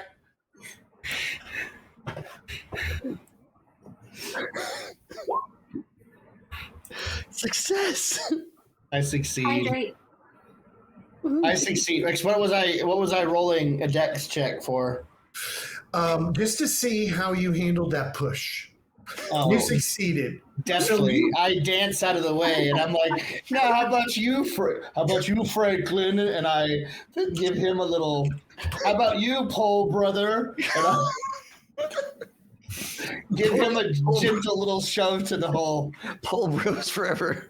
All right. So, do I need to make a dex check? No, you fail. You just failed. You tried to do a little push, didn't happen. And you know, Zorn's onto you. Zorn's onto what your shenanigans are. Yep. Riz, what are you doing? You're at the. You're I'm kind of going at the down. top. I'm going down the hole. Got it. Oh, you're going down the hole. Right? That's what Zorn did. Zorn pushed me down the hole. Oh, I messed up. I started thinking you pushed Zorn. No, Zorn gave you a push. Yeah, Bye-bye. it was a Franklin Chanklin went for the push. Wait a minute though. How deep is this hole? I yell down the hole. Hey, how deep is the hole? Tell him it's about 15 feet. It's about like 30 feet.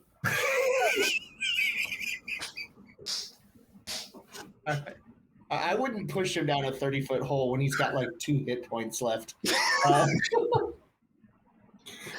So have the rope still. We have Come the on, rope. calm I- down, guys. It's I- not that bad. I definitely maneuver out of his push, and I'm like, "No, brother, Pole brother, how about you?" And I scoop up the limp rope and I put it in his hands. There you go.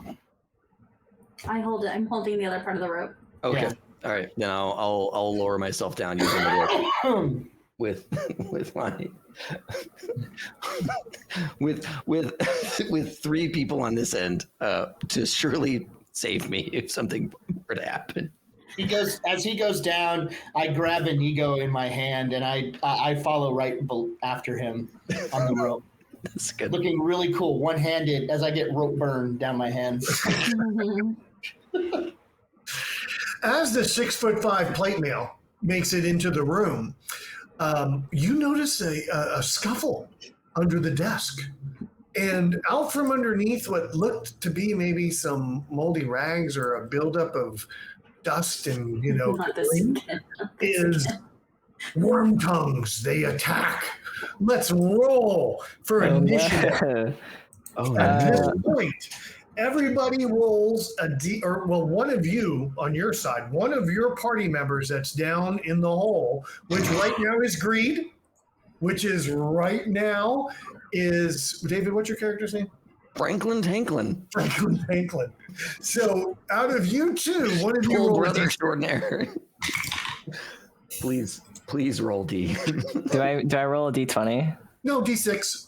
Yes, initiative. It's totally different. What? Okay. You roll a D6 for initiative. How does that make any sense? I got a good number, and that number is 2. I actually won initially. Yeah. Wait, no, GM, you got a -2 on that roll. Oh, Wait, he rolled under. -1. I would hold your -2 Yeah. when you want to apply it to me because you won that roll. Oh, So I'm letting you okay. apply the -2s, by the way. My apologies. To where I if thought I you were would saying have that won, you won. you and I could didn't have want to. said -2, so you won. All right. So you get the turn order. You made the initiative. You won on that D6. These worm tongues, they're coming out, they're squirmy. They got little worm tongue things. And you see like little drippy shit coming off of or drippy stuff coming off of their mouth as they're coming at you. And they're like tooth ringed at the same time. And they're striking to attack. I'm going to say, Greed, what do you want to do? I'm going to throw a knife at them. Oh, look at him learning how to play a wizard. Roll a So is D20. that a Look at her. Roll a D20? D20. Okay. And that's the magic number here. Do I add anything to it? No, what's the number? 18. Okay, did you have a dex adjustment? My dex is an 8, so it's -1.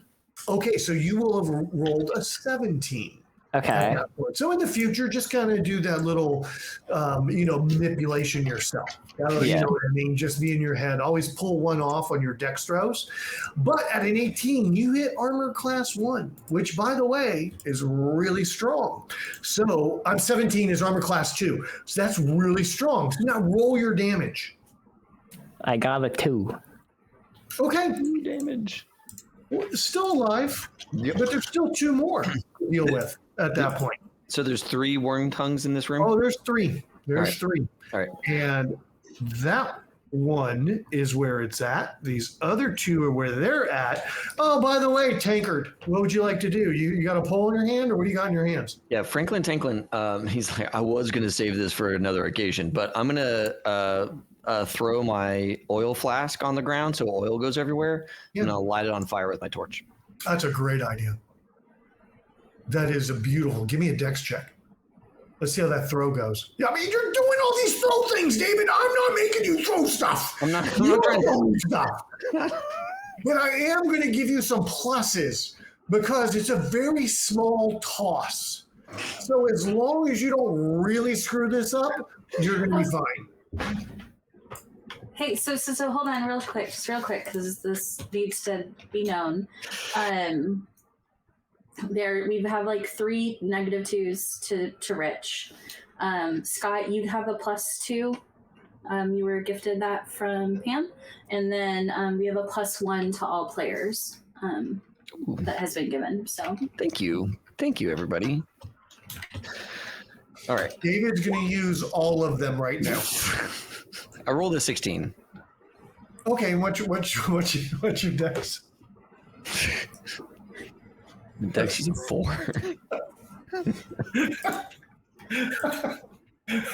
I was hoping it'd be a strength to like break the mile. Roll against your strength. This is just so painful. I just can't do this to you. Yes. Okay. There it is. Yeah, I That's like a that you got to success. throw it hard enough to break, right? I like that you have to throw it hard enough that it has to break. You convinced me. It breaks. You light it. Fire happens. At which point, go ahead and roll me 3 d4s. Oh, it's And give me each hold one of those on. numbers. Hold on. The book tells us how much the fire actually does damage. Oh, are you about to rules lawyer me? I'm about to rules lawyer you for a +1 on all future rolls because rules lawyering is great. No, where's the thing? Where's the thing that tells me how much? You're just making shit up. I know. Oil flask burning, 1d8, baby. Oh, that's big. That's big. 1d8. I'm just gonna add hit points. It's okay. Roll 1d8. No. I'm Am I rolling one DM, d8 or am I rolling 3? Am I rolling for each it's a worm? DM or masterclass here, guys. all the ones taken? Are they all taking the same damage or are they taking different damage? Different damage. So I got to roll this 3 times. Yeah. Don't you have more than 1d8? But I've only got one that Lyro gave me. Oh, you're going for the metal drop. Yeah, because I want Larry to donate to me, Larry. These are your dice. Yes. All right, there's a 3 on the first one, Okay. 5 on the next one, and Okay. 1 on the last one. Both dead. All right, you killed 2, one's alive. Greed, you're in good shape because that fire really, Tiny used the really free crit on Dave. No, don't use the free card. is really pissed off. That last worm tongue that has 2 hit points left. That's all it has. I played it legit. He rolled a 3. I was at a 5. It has 2. It gets an immediate crit on Dave. No. So Am I not down there to attack? No, you're coming down. Oh yes, your noise coming through the hole made all this happen. Yeah. But you're not in the battle yet. Okay, Dave's gonna die. Oh my god. I'm just DM timing this to where Dave dies. And let's see. It's a 1d4 plus acid. Oh, Not but it's poison. critical. Surprising. That would be 6 points of damage. 6 points of damage. And 1 for acid. So 7 points total this round. Use a -2 to him, so we can't. It's not a crit. Free It's not a crit. crit. Free crit. Free crit. I can't buy my way out of this one. Someone paid for a free crit. Do you still have the points? Do you still have the points? I had 3 hit points before you rocked my world. Franklin Tanklin dies. Time for a break. Zorn finally lands down on the ground from the tunnel jump with an ego in his hand to see his pole brother die to acid in his face. And he's like, no, our poles were bound to each other. And then Inigo Montoya goes, my name is Inigo Montoya. You killed my father's pole brother. Prepare to die. Yes. Now you all know why I kept pushing other characters in front. I was like, look, as long as I never get in front, I'll be okay, even though Larry paid for my death. I like how Larry's first comment is loot the body. Roll that attack for us, Zorn. Oh, you're on mute. Okay, all right, cool. Yes. So Zorn pulls out his short bow and he lays an arrow into the worm thing. He aims directly for its mouth. I roll a 17. I do 2 damage as my arrow goes right into his mouth, and he's like, "Take that in your hole." He's dead, or it's dead. I don't know. Oh, so it's dead. Greed, you retrieve your dagger. And you are back to full dagger strength. And at the same time, you kind of look over and see the dead body of Franklin Tanklin and wonder what treasures are in that body. What, do they? Are you controlling their thoughts, Rich? It's kind of in the name. My name is Greed. It's kind of in the name. I kind of gotta. Yeah, let's finish this fight first. Yeah. And by the way, Riz, you make it down the hole, I imagine, and you're now catching up to what everybody said. Unless you would like to stay in the tomb and let the rest of the party continue without you. No, I want to. I'll follow. I'll just follow. Yeah. Let's say at this point might be a good time for a real life break. Does that sound good to everybody? Yeah. Because we're 2 rooms in to a 30-room adventure. It's going to be great. Wow. We just got a $1,000 donation. Whoa. We're at $7,010. Oh my God! Never ending dance. Santa Claus. Santa. Oh, Sidon with a magic item for Sidon, the thank players. you. Thank you so much. Oh my gosh, Santa Claus, Oh, a whoever magic you are, item thank for you the so much players. for $1,000. Oh my god, I'm gonna be dancing forever tonight. You did this to yourself. I did. Oh You my know, this goodness. next year is going to be even higher. Oh That my is Thank God. you so much, guys. Oh my that god. is amazing. Wow. Wow. Wow. Oh my gosh. Wow. Okay. With that $1,000 donation, 7,000 in the tank. You guys are amazing. Look, I just want to say real quick before we go to break, this has been a hell of a ride. I was like, I don't know, maybe we're gonna hit 5,000, maybe, right? And then like everybody poured in those $10 donations, those $20 donations, all these little boons and banes. I'm gonna need the card blown for this dance stop and chat. Lady Gillespie, my wife, cheering me on. Yeah. Oh, Lyro. I hope Make my new sure that he character does his gets the thing. stretches, Kelly. Make sure that he gets like the stretches in beforehand. Yeah, gotta get that all. Gotta get limbered up. This is amazing. And really, really touching that everybody's showing up and just giving wonderfully. And I want to say thank you to all the GMs and players that put all of their time into making this happen. And also want to thank Taylor and Blair, who Taylor did all the art. Blair did a lot of the like social stuff and organizing and just all this work. Back office. Yep. And Heather and Rich, you did a ton of stuff in the back office as well. Heather, you're helping us with back office tonight, and of course pre-planning. So there's a lot of hands that go into making these things happen, and it's just amazing that we hit our mark. I'm of course going to say this all again at the end, but I just wanted to say like right here, right now, that it has been very special.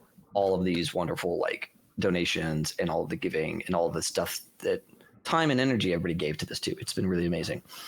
We're going to go to break, and when we get back, we're going to do a giveaway. Right. So I should talk very briefly about the giveaway info. Please do. Yes. So every Is it 10 this or is it OSE? So this one is going to be the OSE bundle, right? So the Necrotic Gnome has donated a bunch of PDFs for this mid episode or mid session giveaway. There's going to be an advanced fantasy players tome, the advanced fantasy referees tome, and the Hole in the Oak adventure, which, you know, I think the way we've been playing this is probably on par with the adventure Hole in the Oak. I don't know, maybe not. Either way, we're going to give that back. We're going to give that away at the end of the break. So when we come back, we're going to spin the wheel, find out who won. Every $10 goes towards your chances of winning this prize. So thank you all for being here. Oh, thanks for the sub. Oh my God.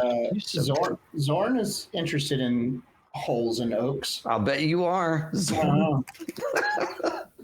Oh my God. Okay. This has been phenomenal and beautiful and amazing. We're going to go to break. Really quick, before we go to break, can you talk about the charity and who these lovely donations are going to? Yeah, absolutely. So just to remind everybody, of course, we are raising money for Elevated Access, which is a charity that provides transportation for folks who need life-saving healthcare. And that's in the form of abortive care and gender-affirming care. And really what they do is they pair pilots with pilots who are flying private and commercial aircraft and who have spare seats available on their flights. And they basically make sure that these folks get to where they need to go quickly and safely. And that's a beautiful thing. It really got started in 2022, thanks to all of the laws that hit the books and all of the like enhanced oppression that is out there. So we are very fortunate and thankful to get a chance to raise money for this amazing thing. Thank you, chat, for all these wonderful gifts and subs and donations. This is really freaking amazing. And we are just blown away by the results tonight. 7,000. This is the most we've ever raised. By far. This is the most we've ever raised, because 5,000 was the most we'd raised before. And we're like blowing that away. So thank you. Yeah, I'm going to take us to break. And when we come back, we're going to do a giveaway. And we're going to find out what happens with Zorn, his son Inigo, Riz, and Greed, and maybe I'll have another character in time for that. I mean, you saw how fast it is. You can roll up a new one. Or it's maybe Spotswood just steps in, you know, picks up the banner. Because we still have another scene with Spotswood and Christopher that need to happen. Yeah, definitely. You want to play Inigo? You want to play Inigo? No, I don't want to play Inigo. I don't want to play your son. The energy that you and I have, Scott, needs to persist, and I can't do that with your son. So,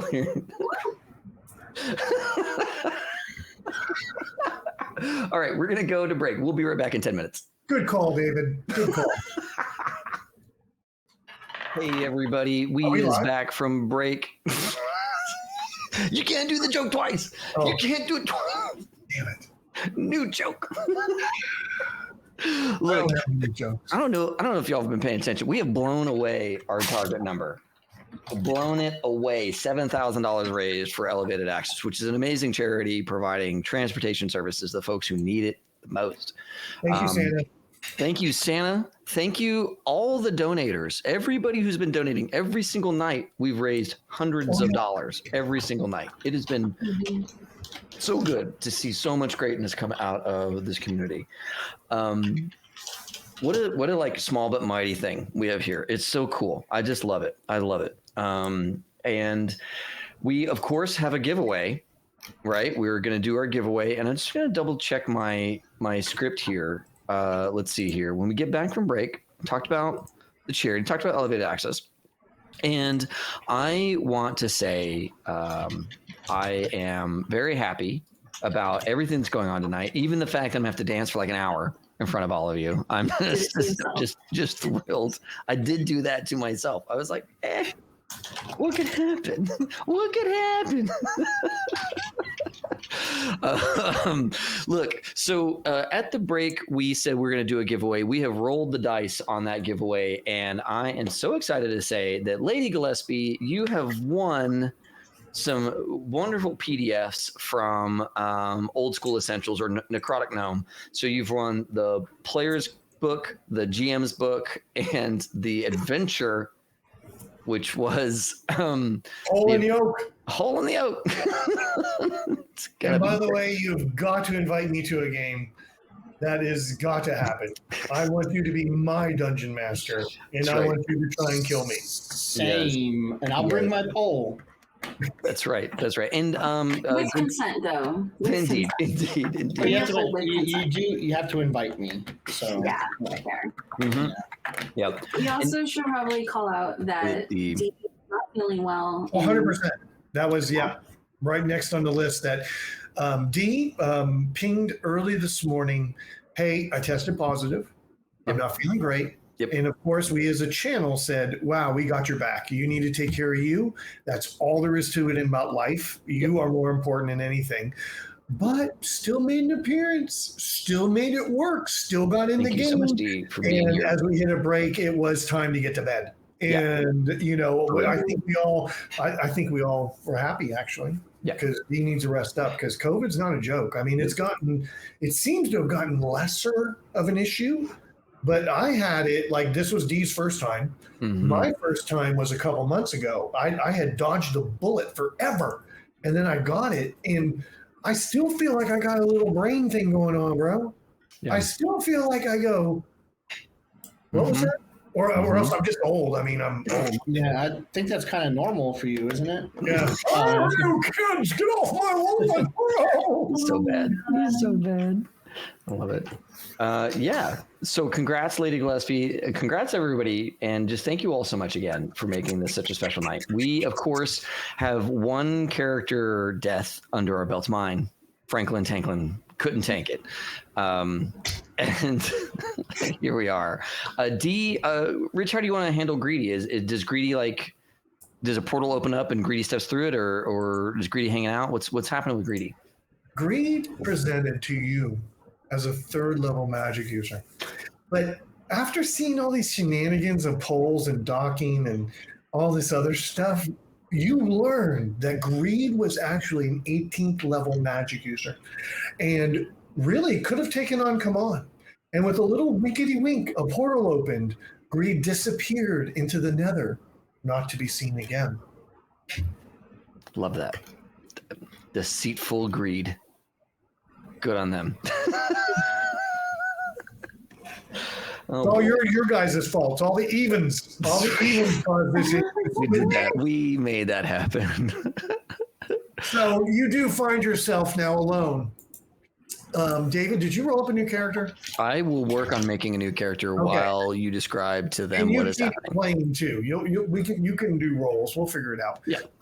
You find yourselves in this. It looks like an old a room for someone. Maybe it was a study. Maybe it was her office. Along those lines. Again, in the south, you see a desk.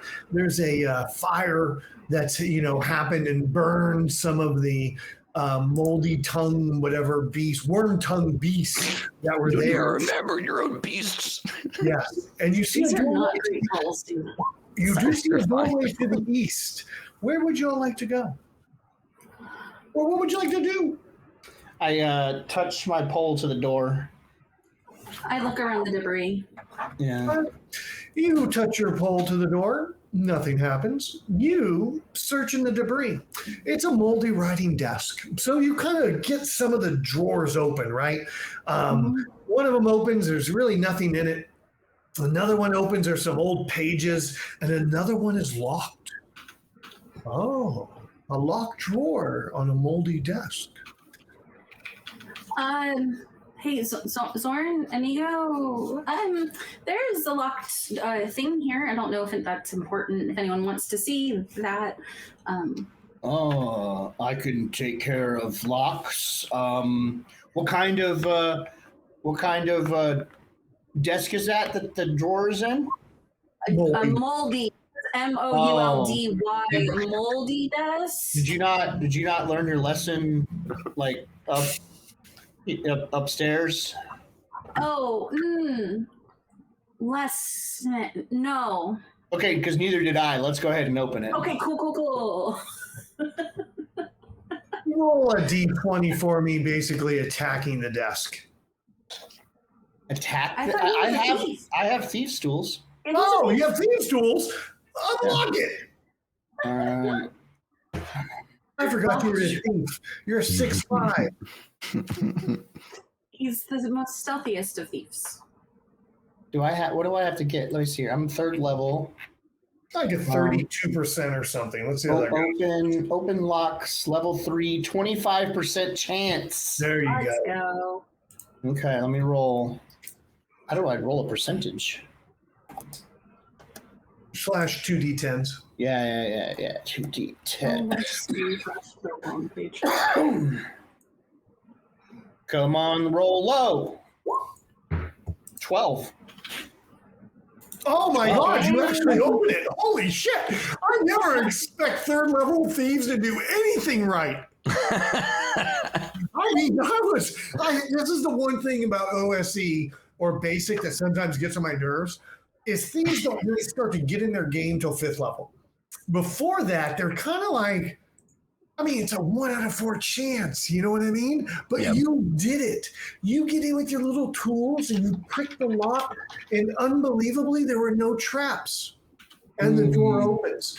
There's a book, a leather-bound book that you open up, and you see that this book is a writing of poems. And right off the bat, it's about Sir Chide. And there's a story immediately on the first page about Sir Chide and his best hunting companion, Flair. Flair's a dog, and he goes into many verses about Flair the dog. As you flip through, you see a little bit about the love that Sir Chide had for the Frost Princess. It's just a book of poems that have been gathered. Nothing of too big a value, except for a historian. So, did you ever notice that thieves' tools that are lock picks just look like small poles? I've never noticed that before. Yeah. Put the lock picks away and go That back. makes so much sense of how you'd be proficient with both of them. Yes. That's why I'm Small a ones and big thief. ones. Yeah. So I'm looking here that there's a Froby freebie that has shown up in the character sheet. So Froby slides down through the tunnel or the tube or the hole in the wall and lands on Froby's feet. Is Froby ready to go, hello world, I am. Yeah, we see this another person wearing plate mail. Hell yeah. As he clanks into the room, he kind of looks around, like kind of stands up tall and says, I was sent here by, come on. Yeah, come on. All right. Come on. Yeah, it seemed like the thing I was supposed to do. He just said, follow. Did you bring your 10-foot pole? He well, I see there's one on the ground. Can I use that one? I do have one. Yeah. No, go ahead. Don't you want like a... Never mind. And we see as Froby very quietly just starts to pick over Franklin Tanklin's body and picks up all of his stuff and puts it on. By the way, you're not going to believe this, but a random magic item follows behind you. Maybe it was from Come On. You don't know. All I know is there's a glowing broomstick that has fallen out of the hole and landed inside the room with you. Wow. Room of flame. Don't know. Just happens. And by the way, I think for some reason you're supposed to get a +1 weapon, David, as you reincarnate. Did someone donate to you for that? I don't know. I saw Larry say that in chat, and I'm happy to take it. Yeah, I think he must have. And he gave the starter kit, so he gets to have some DM call because he gave stuff for us to give away. I see Froby go to pick up the bell, but I get in there real fast. That's mine. That's the bell. That's mine. I'm sorry, okay. I put it down for a second. Yeah. He. You get a +2 on a dice roll whenever you want it. By the way, he did say, Come On did say that I was supposed to find and kill whoever has the bell. So, you can try. Well, let's see how the night. Let's see how the night takes us. Huh? We could be good friends, and just so you know, my son's in the revenge business. So before you do anything, just remember that. He is he? As we watch Froby Freebie, like just tap his fingers against the pommel of his sword, and there's 6 fingers there. So we'll see how the night takes us. How about that? Yeah. Mm-hmm. All right. So I have a +1 sword. Is that what you're saying, Rich? Yeah. And or you get a +2 for whatever you want. You just get a +2 because you remembered the bell. Beautiful. There's a long-standing rule that Katrina is not allowed to get flying items. Rich, come on. And I said I rolled the dice. I don't know. I don't know how that happens. I rolled the dice. I look on the chart. That's what came up. Beautiful. I don't know how a broomstick flying. Do we all have plate mail? I do. Nice. Yeah, I have leather. Okay. Okay. Well, I open the door because we have 30 rooms to get through in the next 20 minutes. You open the next door. Oh, before I open it, I look. It's like, hey, do you guys want to do the thing where we just open every door and run through and just gather all of them, and then we just AOE all the monsters down? I mean, is that what we want to do here? Take a zone? Hell yeah, let's go. Let's go. Sounds right. All right, yeah, I open the door. I just open the door. I already touched it with the pole earlier, so boom. Is it unlocked? Is it locked? Oh, it's unlocked. Come on. This is a rich adventure. Either you're gonna die on the door or the door just opens. I push the door open, I walk in boldly, and then I sneak. He's the thief. Oh, I gotta say the name right. John, I always get it wrong. I almost said it wrong again. BPR John is in the house. Yes, thank you, John. Hey, John, long time no talk. We need to hang out. Anyways, you walk into the chapel area as you see lots of broken pews. You see an altar up at the front. You see a statue of Sister Sledge, a holy crusader holding a thick red candle aloft. You basically notice there's an exit to the north and there's an exit to the south. But, sitting on that back pew, you see a gentleman with a white shirt on. And he has a red headband at the same. Shelby, did you get fancy water, Shelby? Do you have fancy water? What do you got there? Katrina, do you got fancy water? I got fancy lemonade. Is that fancy lemonade? I got lemonade too. It doesn't cost, you don't gotta go to the store to get fancy lemonade. Oh, that's the Shelby and whatever. Anyways, you see a man with a white shirt on and a red headband sitting on the back altar, and he has something in his hand like this, and he's kind of contemplatively looking in the sky. David, is there another person also sitting on the other back pew? Yeah, sitting on the other back pew, and it seems as if.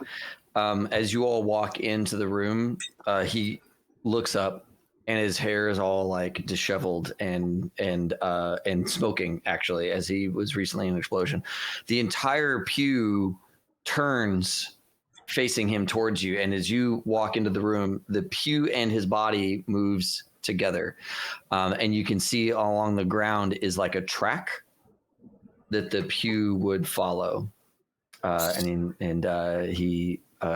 Regards all of you as you come in. The gentleman in the white shirt and the red,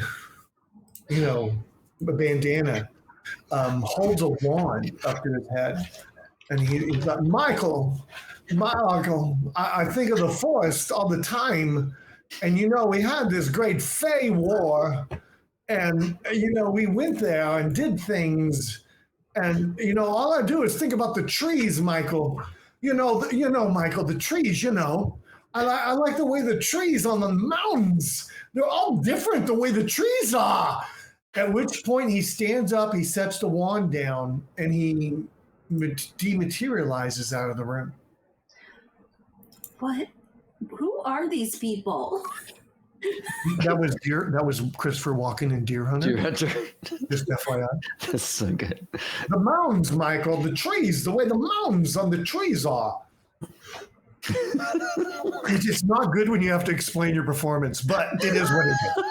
I think Deer Hunter kind of predates the audience, Rich. Oh, I should have done the cowbell one. Damn it. Yeah. Know your audience, Rich. I should have done the cowbell Deer one. Hunter is older than me. I thought I'm gonna have to be honest with you, Rich. I haven't seen that movie either. Oh my God! I'm probably the closest to you in age, so. I think I have to donate $100 because I just picked the way wrong thing to do. Yeah. But really, no. Rich says that like in character, like, who are these people? Yes. Riz, Okay. Tell us last about time the we other met, man. we were in a tomb together. Do you not remember me? And his entire pew like scuttles to the side and like goes up the walkway towards you, and we watch as the pew moves left to right erratically throughout the scene.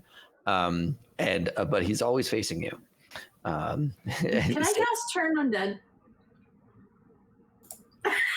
You're a cleric. You have Turn Undead.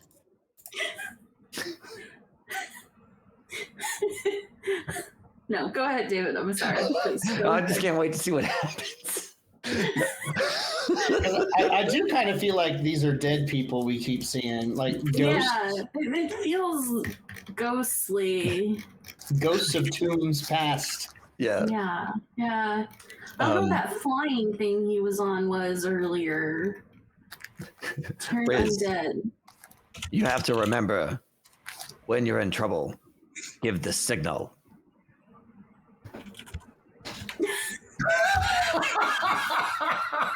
and then his pew goes like back to the center and just like backs out of the room into the darkness, and you can see where he goes after that. And then like as he's leaving, he just remembered. He says, "Remember, intelligence." Okay. She just looks at Zorn. Zorn's like, okay, so if we're in danger, just Okay. Just dance. Okay. that's a preview of what's happening after the game. For like 20 minutes. For like 20 minutes. Yeah.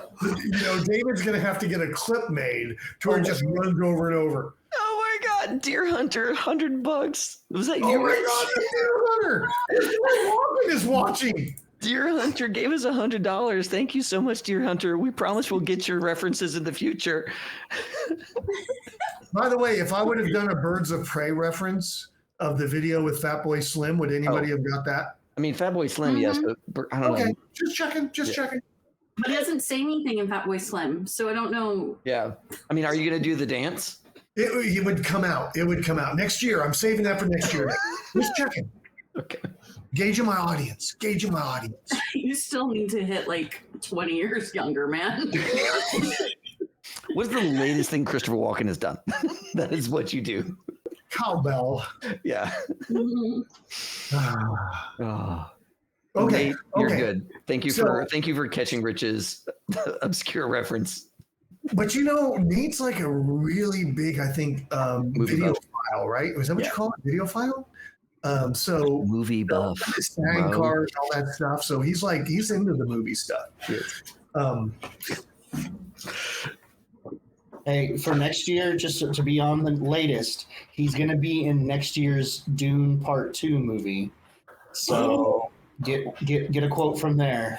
I'm sorry. Who's in the Dune Part 2? Christopher Walken? What?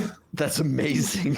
My mind has broke tonight. That is so good. Oh, wait, no. Oh, you know what? Google was messing with me. I put in what is Christopher Walken's newest movie, and the very first thing that was listed was Dune Part 2, but it just said, hey, you should watch this. Oh, it was an advertisement. Boo advertising. Hold on, I'm looking at chat.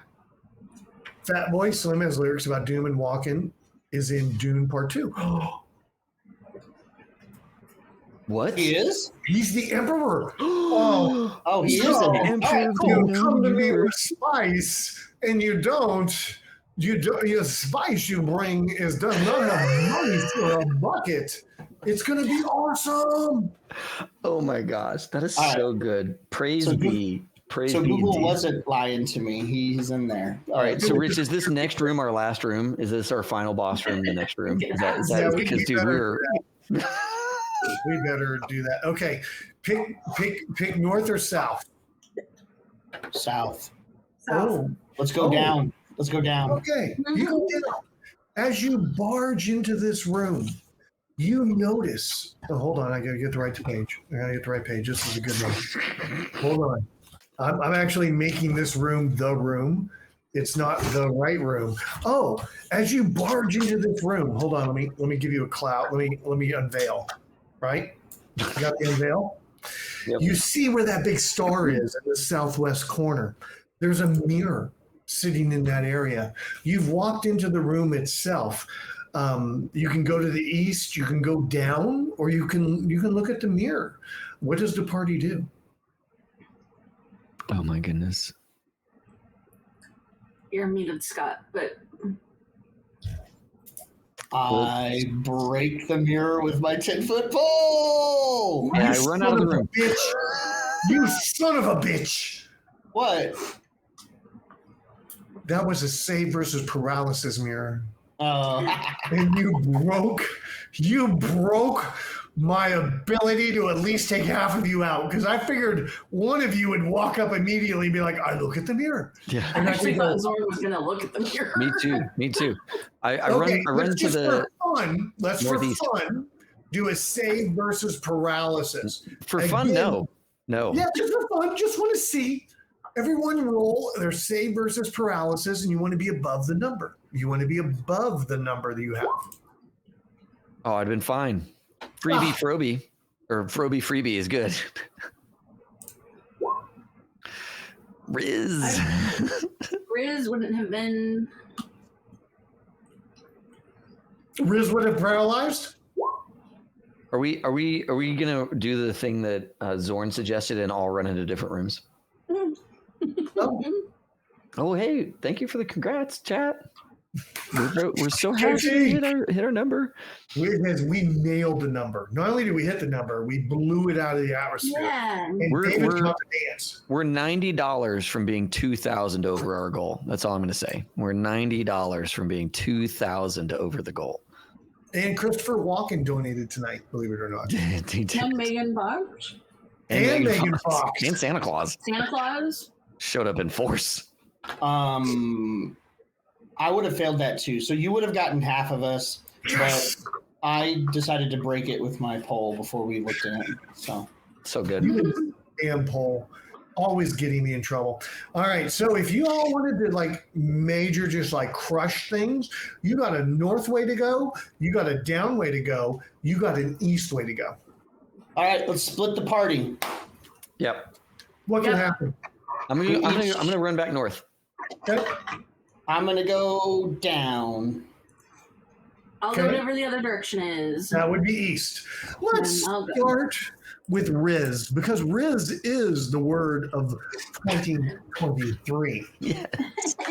So let me go back. Is it? It is. It is. Riz is the word of 2023, believe it or not. This is going to be a room that someone gets to. This is down. This is the next room here. Oh, Heather, did you go to the east? Yes, you did. I did. Heather, you went to the east.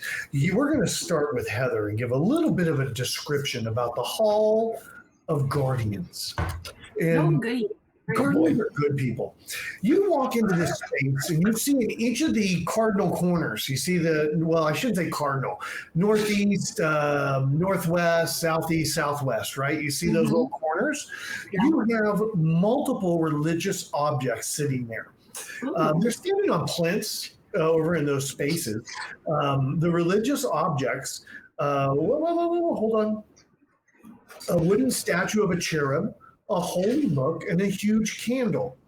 By the way, what is your alignment? Ooh. Chaotic good. Okay, let's move on to going down. At that point, I can't show you the room because I got to pull everybody off the map.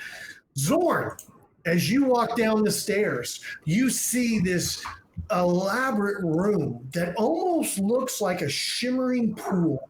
You remember when Kaman did his little wah, wah, wah, wah, wah, and made a portal? It's very similar, but it looks like a pillow, almost like a large marshmallow that's covering the whole area. It's just beautiful and big, and it's glowing. And there's these candles that are like in the air, just hanging out. And you have rooms that are down the hallway that you're walking down to this pillowy, beautiful, marshmallowy area. David, as you head to the north, you find yourself, you head north. Excuse me, Jim. My character's name is Froby Freebie. Froby Freebie. As you head north, you find that you must turn east to complete this passageway. And you walk into the Hall of Hounds. At this point, you see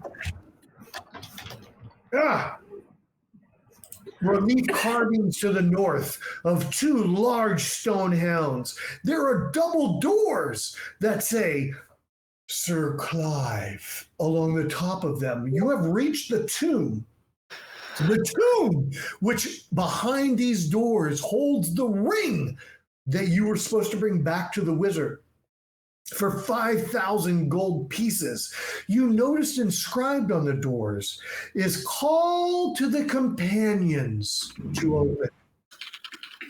All right, Heather, you've had some time to think about this crazy room you're in with the 4 items, but you know what? You got a shitty alignment is all there is to it related to these items. And these items decided that, well, you're really not not a good person, and they immediately go to attack. Roll a d6. By the way, did you grab? Yes. By the way, did you grab the broom? the portable sundial? Yeah. Okay. Well, you can break that to go first. Ooh. I will do that. I will do that to go first. Roll a d20. Which one would you like to attack? Would you like to attack a holy symbol, a wooden statue, or a holy book, or a candle? I want to attack a candle. All right, go for the candle. So roll a d20. You got it.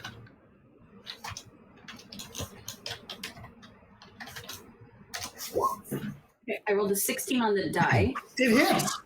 Nice. And then I hit it with my with my mace, 1d6. Whoa. For 6 damage. 6 It damage. explodes in the air. Unbelievably, as it explodes, spores find their way, just blowing into the room itself. We'll come back to your save. Let's go over, take a look at what Zorn is up to. Zorn, you've walked down to the end of these steps. Do you progress into Marshmallow Land, or do you go back as you hear fighting behind you?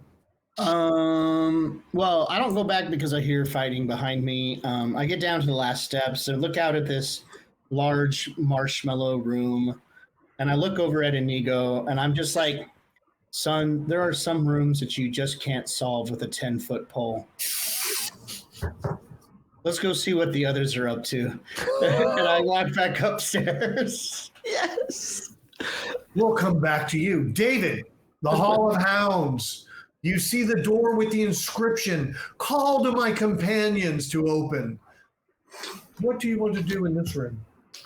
Are there these like 4 circles? Do I see anything where those circles are?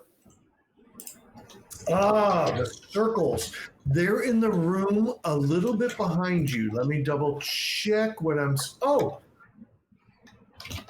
Those are relief carvings. Those pillars show the story of the War of the Fae and the Mortals.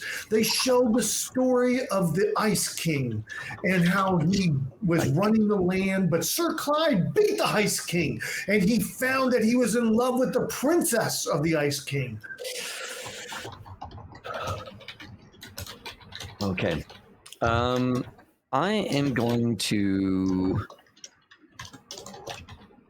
I'm going to be very quiet through this room, and I want to go south because I want to try and hook back up with Riz. Okay. You are quiet, and you go south, and you open up this next room. As you walk into this space, let me give you a general idea of what's going on here within the Chapel of St. Sledge. As you walk into this family crypt, you are greeted with dancing skeletons. They're arm in arm, slowly waltzing mid-air, fissure above the fissure in the floor. As you look at the fissure in the floor, you see a white glowing coming out from that area. Above those dancing skeletons is a crack in the sky where this light purple kind of goop is dropping occasionally. You also see that there are multiple crypts located within this room. 3 on one side, 2 on the other. Back to Heather. I need you to make a save versus poison, Heather. Oh boy. Why do you try and kill me like this every time you play your You game? roll above your poison number. You got this. What's your poison number? Well, it says it's 12, but I don't think that's actually right on the character sheet. What are you, a cleric? Yeah. Saving throw, cleric. Yeah. No, I haven't rolled it yet. That's what the number is. It says 12. Yeah. You're good at this. Okay. Dun, Sorry, I'm dun. trying to remember. I have so many things open. Yeah, you got 60%. No. Wait, there's some plus ones. There's some plus ones in the Oh, yeah. list. I actually have things. I do have a +2 I was given. So can I use that? Will that save me? There's a +1 to all players, and there's a +2 for Heather. Okay. I think You you pass use I think you use one of your +1s for all players. Because that's all you need, right? Is to meet the number. Yeah, you just need to meet. Did you make it? Then I made it, yeah, with the +1. Oh, you cough and spit. Stupid. Try and get me 2 times in a night. At which point, the rest of the relics swing in for attack, flying through the air at you. The first one misses. Okay. The second one misses. Good. The third one misses. Okay, hold on. I'm using some of my throws. The third one misses. That's at 23. The third one misses. 22, 21. Jesus Christ, 20. That hits. Okay. That one hit. That one hit. Holy smoke. I have like a plate mail and a shield. I know. I had to jumped roll ahead. high. You got to roll a lot. And that took me down to like 20 of my free rolls that I have. Hold on, I need to find you in the Hall of Guardians. Oh, the religious objects. There we go. You got one done. It's a bash. Oh, that's nothing. That's nothing for you. That would be 4 points of damage. I actually rolled a 4. How about that? Okay. And the other 2 miss. I'm not going to just beat you down completely with all of them, but I have 19 free rolls left. At which point, Zorn, you've walked into this room. What is your alignment? Chaotic good. Oh, immediately the items look at you also. Next turn, they will also love to take some bashes on you. Would you like to attack one of the items? Yes, I will take out my short bow and I will say Holy symbol, wooden statue of a cherub, or a holy book. I'm firmly against reading, so we will go with the book. It's been a firm Zorn staple through the years. That's so good. All right, ready? Butch isn't that kind. I rolled an 11. Oh, let's see what that hits. Hold on. Let me look. An 11 hits. All right, It's a that's book. It's a book that flies with no armor. 5 damage. It dies, but guess what happens when it dies? Uh-oh. Save versus poison, my friend. No. We'll be back. You think about this roll. You just think about it. You think about the roll as I'm gone. David. You have lots of extra like bonuses though. You see the family crypt. Yeah. The dancing skeletons. Yep. Oh, they're having so much fun. You see brass plaques on the coffers themselves. Lady Armanda, a tall, elegant, stick-like woman with a big nose holding a book. You see Lord Bringworth, a stocky, round-headed, choking beard. Brandywith, the good, bespeckled head bowed, leaning on a staff. Brigo the wise, chainmail, hound at his side, bow in his hand. Email, the chaste, petite, morning veil, cradling a kitty cat. As you look, you see the fissure in the floor. You see the crack in the ceiling. You see these 5 different crypts, and you see the floating skeletons. What would you like to do? I would like to. Oh, wait. You notice slime drips down from the top, split in the ceiling, down into the fissure. Just FYI to let you know. And does it come into contact with the dancing skeletons at all? Oh, yeah, they kind of drip into it. They fall into the drip once in a while, FYI. Yeah. Okay. Yeah. And it doesn't do anything to their bones. It just kind of like goes through and continues falling down. It's, kind of like bird shit, hits them and drops off. Okay, good. All right. Well, if they're not like addressing me directly, I think I'm just going to like kind of dance along with the beat of what they're doing. And I want to. Unbelievably, the skeletons say, "Welcome to the party. Would you like to dance with us?" I love dancing, and I'm going to like get get it in, and then I'm gonna work my way around the fissure and keep going south as I try and get through this room by dancing my way through.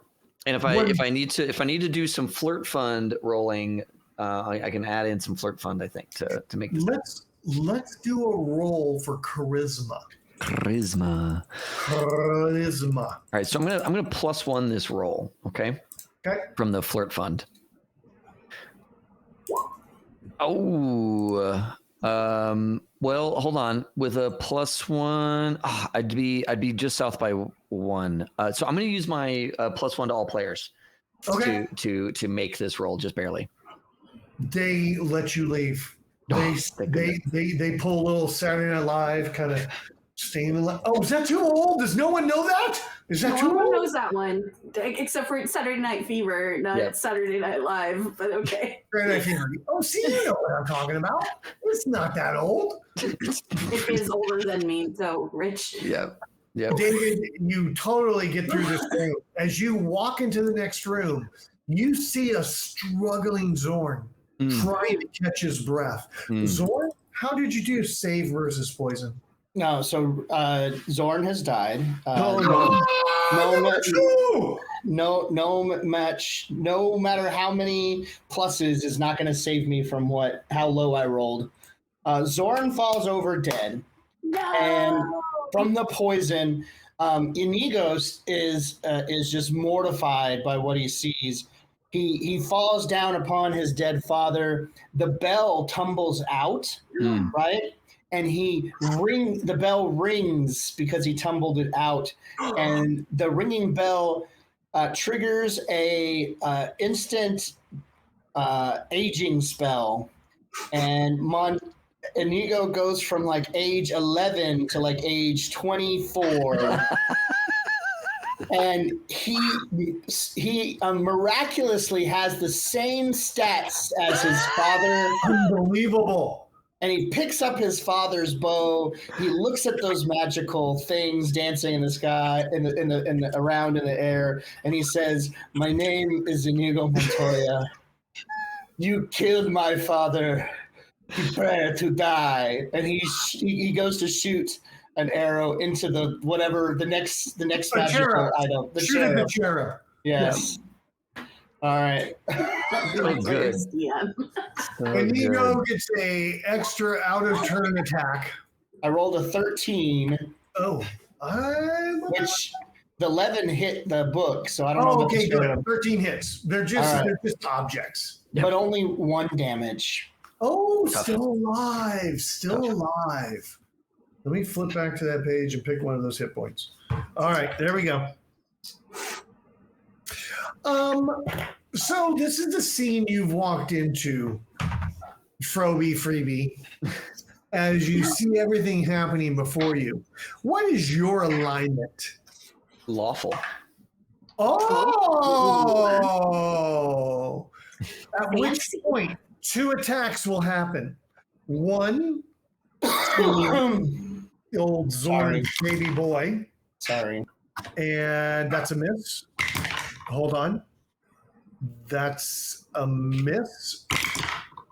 That is a hit. Okay, so that takes me down to 17. And you will be taking 3 points of damage. Inigo Montiego. Whatever the hell his name is. Inigo Montoya. Come on. This movie is your age. Okay. I know you, my little friend.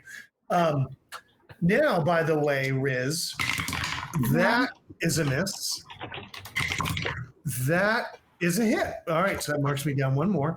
I love this. I have like 30 automatic hits. I can just keep rolling them out. So and that's 3 points of damage to you. I don't want to take poison damage. You're getting 3 points of damage. Okay. At which point, it's now back to your order. Okay. You guys can choose to attack or create more DM environments where you describe what happens in the adventure. I loved it. Zorn's like, the bell rings and this happens. Yes. This is a magic bell because I call it a magic bell. Hell yeah. It is narratively convenient. I'm gonna attack one of these objects attacking my friend. Apparently. David, I see your red markets. David, there is only 2 left. I think there is a holy symbol, and I don't know. What was the other one? Hold on. We got rid of the cherub. We got rid of the book. Is it? I don't want to attack the holy symbol. It seems like a bad idea. I have a new announcement. What? We have hit $7,200. Whoa! Dancer! Whoever Dancer is with the $90. Who? Whoever Dancer is, thank you so much. Oh, Thank you for I the think $90. Dancer is for you. Oh my god. I'm dancing for a minute. Did they go $90 so they didn't give you an extra 10 seconds? No, they did not give me. No, yeah, that buys an extra 10 seconds. Yeah, because it brings us up to another round number. Yeah, it's 200 seconds now. Yep, it's 200 seconds. I'm so screwed. Here, I'm gonna swing my sword. This is longer than a TikTok video. Yeah, I'm gonna swing my sword. I'll attack with a 12 on the object that's not a holy symbol. Hits. I do a maximum 10 damage. Oh my god, it explodes. But unbelievably, the same moldy must doesn't affect you. Oh, sweet. You're completely fine destroying this item. It just It's full song's worth of dances. You're right, folks. I'm gonna be dancing forever. Okay. Zorn, what would you like to do? He's dead. I don't know what he wants to do. Oh, Inigo! Oh. That's right. It's okay. Inigo, so everything's dead. Everybody's dead, right? No, we still have 1 left. The holy Is symbol. it the holy symbol? Yeah, the holy symbol. Oh, I thought you killed it with 10 damage. No, I killed the thing, not a holy symbol. I don't know what it was. Sure. Because I'm a wuss and I'm not gonna. Yeah, sure. I'll shoot the holy symbol. Inigo's pretty upset right now. Yeah. He rolls an 11, which last time that hit as well. Yeah, And he does 5 damage to the holy symbol. it dies. Yes. So I got to roll for poison. Yeah. You could have held your turn and let the lawful guy try again. No, it's okay. This is good. Okay. Father, I was hoping you saw that mechanic. father That and lawful son. people don't take save versus poison. Just a lineage of. You live? Wow. 13 is what I need. Your bloodline lives, Montoya. Yeah. Okay. As all these items die, they have laid in the ground in their ash. And you see, written in the ash, the 2 companions are Flair and Cheddar. All right. It's spelled out for you, like the DM gave you the answer to. I know what to do with this information. Follow me. Get your dancing shoes on as I lead them to the north.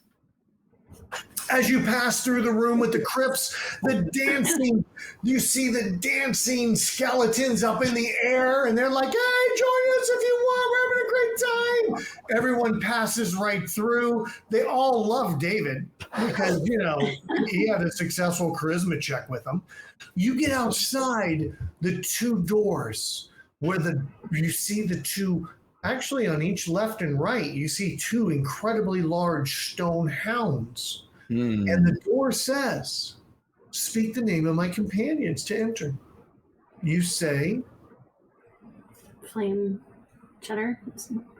What was said?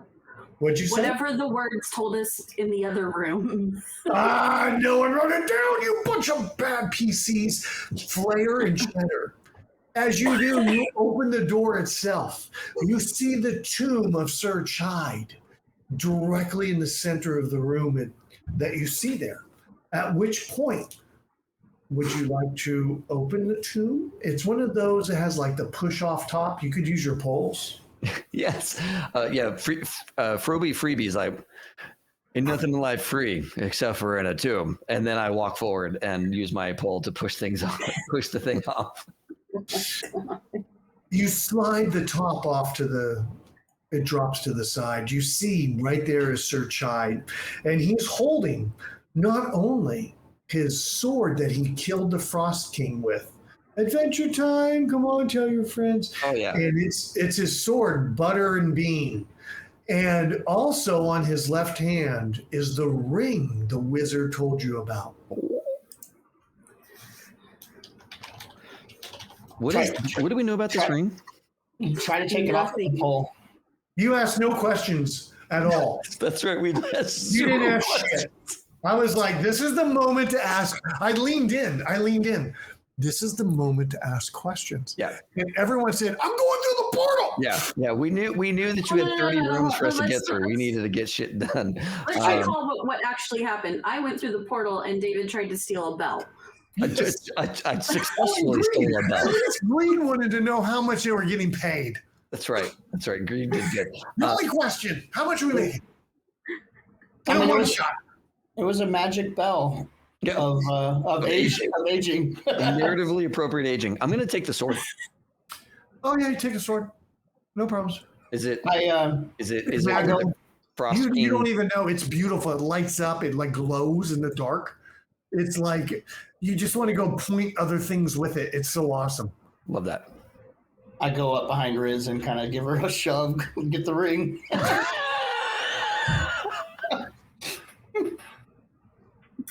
Okay. Riz. Wait. Let me tie a rope around your waist. I do not have a 10-foot pole. Oh, here, you can have my father's. You Thank take you. the ring, Riz. Yes, I do. The ghost of Sir Chide appears in the room and says, I know this ring has value, but if you could return this to my Fey princess, that would allow us to communicate in the future.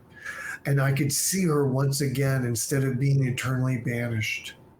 At which point your party now is at, I might say, the end game. You are at a point that you must make a decision for the future. Do you return to the wizard and take the money from the ring? Or do you go with the ring to find the Fey princess to reunite these two loves? Well, I'm the one taking the ring. I'm the one taking the ring, and we're going to go do it for true love, guys. True love. True True love. Village. True love. Yeah, Freebie Froby says, look, I was tossed in here against my will, so yeah, whatever. Screw that guy. To blave. So we got like another 10 rooms, which we're never going to get through. So I say we call this adventure tonight. And Thank you. I don't think I could afford to do more dancing. Do you want some quick notes? Okay. You want some quick notes? Yes. Yes. Okay. I'd love some notes, please. You definitely could have just ran away with the ring, take it back to the wizard. Everything's good. You're just done. You're done. Or you go down to Marshmallow Land and you pass into the Fey area. Ooh. And you then deal with the fairy princess and her tower. That's the fairy princess tower to reunite the two loves. Rich. So this is a great little story that has a little, you got to make some decisions, right? And it's not right or wrong. It's what you just do. Did you think we were going to get through all of that? I did. I don't know how. Every Every year I think we're going to play like a real game, and every year it just goes off the fucking rails. Dude, you And- knew we needed to make time for docking, all right? There was just no way. That we were What do gonna you get through What do you all mean by real gaming? This is This my is real real. gaming. This is real gaming. This is every game I've ever played with Scott, actually, to be Yes. honest. Yes. This game has been as real as it gets. I know. I ran It's so this at real. Origins within 4 hours. Gen Con. I ran this at Gen Con within 4 hours with character development, and we got it nailed. But we didn't have docking. I don't have options. We didn't have holes and pokes. I was really hoping somebody was going to do the signal, because I wanted to have people show up with like bikes with rockets. Oh, I should have made that happen. Oh, you should have done it in the room with the. Oh, we with should have done it in the things. room with the stuff. Yeah, I was gonna have like there's a bike that like does a sick jump and then missiles fly off the front and like blow things up. I at least did that 4 or 5 times, just randomly going. Oh, you did? Oh, I didn't even know that. I'm so sorry, Scott. No, it's okay. I go into this room. God dang it. We should have. Oh, man. It's all right. It's Team okay. America. That's good. Oh, I feel bad now because I don't have a good, like, I don't have our video call up. I've got all the other stuff up. So, All right. Okay, so let's imagine. I know Heather's putting together the last giveaway. we do have a giveaway to give. Imagine, let's backpedal. Boom. Now we're back in the room with the artifacts. And everyone goes, what would happen with these flying motorcycles? Are these real size or are they marionette? What's going on, David? Exactly. Paint us the picture. We would see a marionette-sized motorcycle do a sick jump off of like a little stone as two little missiles fly out and do 2d4 damage each. And then a marionette-sized plane does like a sick like barrel roll and another missile. See, guys, y'all could have cleared that room in 2 seconds. No problems. 2d4, boom, boom, boom, 1d4. You're clearing that room. Oh my god! Info Wait, is Zorn- posted, David. okay. Zorn had to die narratively, so it's all Rich good. tries to kill me every year with that damn poison. And you bought or yourself the a shield pit. even. You bought yourself a shield and didn't need it. Well, the poison, it wouldn't have helped because of the poison. You could have used it. It was No. a 0 HP moment. Oh, no, I'm alive though. I never died from it. Oh, Did interesting. you not get hit with the poison? No, Wow. you didn't. Okay. She did, and she did die. But then you were like, "I feel bad." and Yeah, yeah. Yeah. You. But it was good. It was good. It was good. Yeah. So technically, yes, I used the shield. There you go. That I There. bought for All right. myself. All right. Fair enough. All right, next year you're playing, and I'm just going to totally just laser in on your That's the character. deal. That's the deal. Is you're throwing out like challenges, and we're asking the audience to pay our way to victory. Microtransactions, Dave. That's right. That's right. Yes. Macro transactions. When you got people like Santa Claus showing up with for $1,000. Oh my God, 7,200 clean. Look at that. Yeah. Yeah. $7,200. $2,000 over our goal. I I'm almost gonna have to donate when you dance. donate because that's just a nice, beautiful round number. Even though, please do donate. Yeah, please do. Yeah. I'm gonna have to dance for how long? That's $2,000 over the limit. 2,000 divided by 100 is 20. Am I going to dance for 2 minutes? No, You have 200. to dance for 200 seconds 200 seconds. on top of whatever you were already going to dance. Oh, just getting my music ready. Just getting my music ready. Hey, wait! Don't play the music Oh, on the no, stream. no, I'm going to be no. dancing for 3 minutes. 3 minutes and a third. Gosh. Yeah, don't put the music on the stream because we don't want to lose. Yeah. We don't want to lose the The monies. monies. The monies. All We'll have to right. add Well, music in post. that is glorious. Yeah. Thank you, Dom Henderson, for the quick maths. There with the 3 minutes, 3 minutes, Dom 20 is seconds. really good with numbers. I have a feeling. Yeah. Let's- Okay, we're gonna okay, look, we're gonna announce the winner, and then I'm gonna stand up and do this damned dance. How about before you do the damn dance, we like thank everybody, or while you That's true. prep to dance, That's I can true. thank everybody. That's true. Yeah, how about's that? You do that. You thank Whatever everybody. you I'm wanna gonna do. get ready. By the way, I do have a question though for Dom. As we were, the Excel Olympics or the Excel games made it into our Discord as a Nighthawk.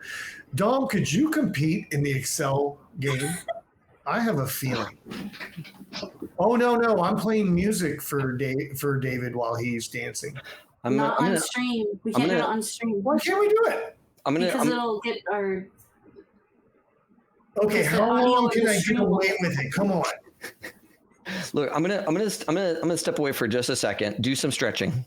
Right. Okay. And I'll be back while Katrina, you give out thanks to everybody, and then when I get back, we'll announce the winner and then do the dance.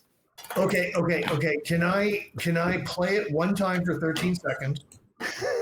I think 13 seconds is okay, but we can't Yeah, do I it for think we're at 13 two. seconds. We can't do it for 2 minutes, right? Because that's when we start to get like Be sure probably. you drink some water. And Stretch. then I can sing the lyrics in the background. Oh, 15 seconds. We got 13. It's only 13 seconds. So It's you do SoundCloud. one playthrough of that And then I video. can kind of sing it.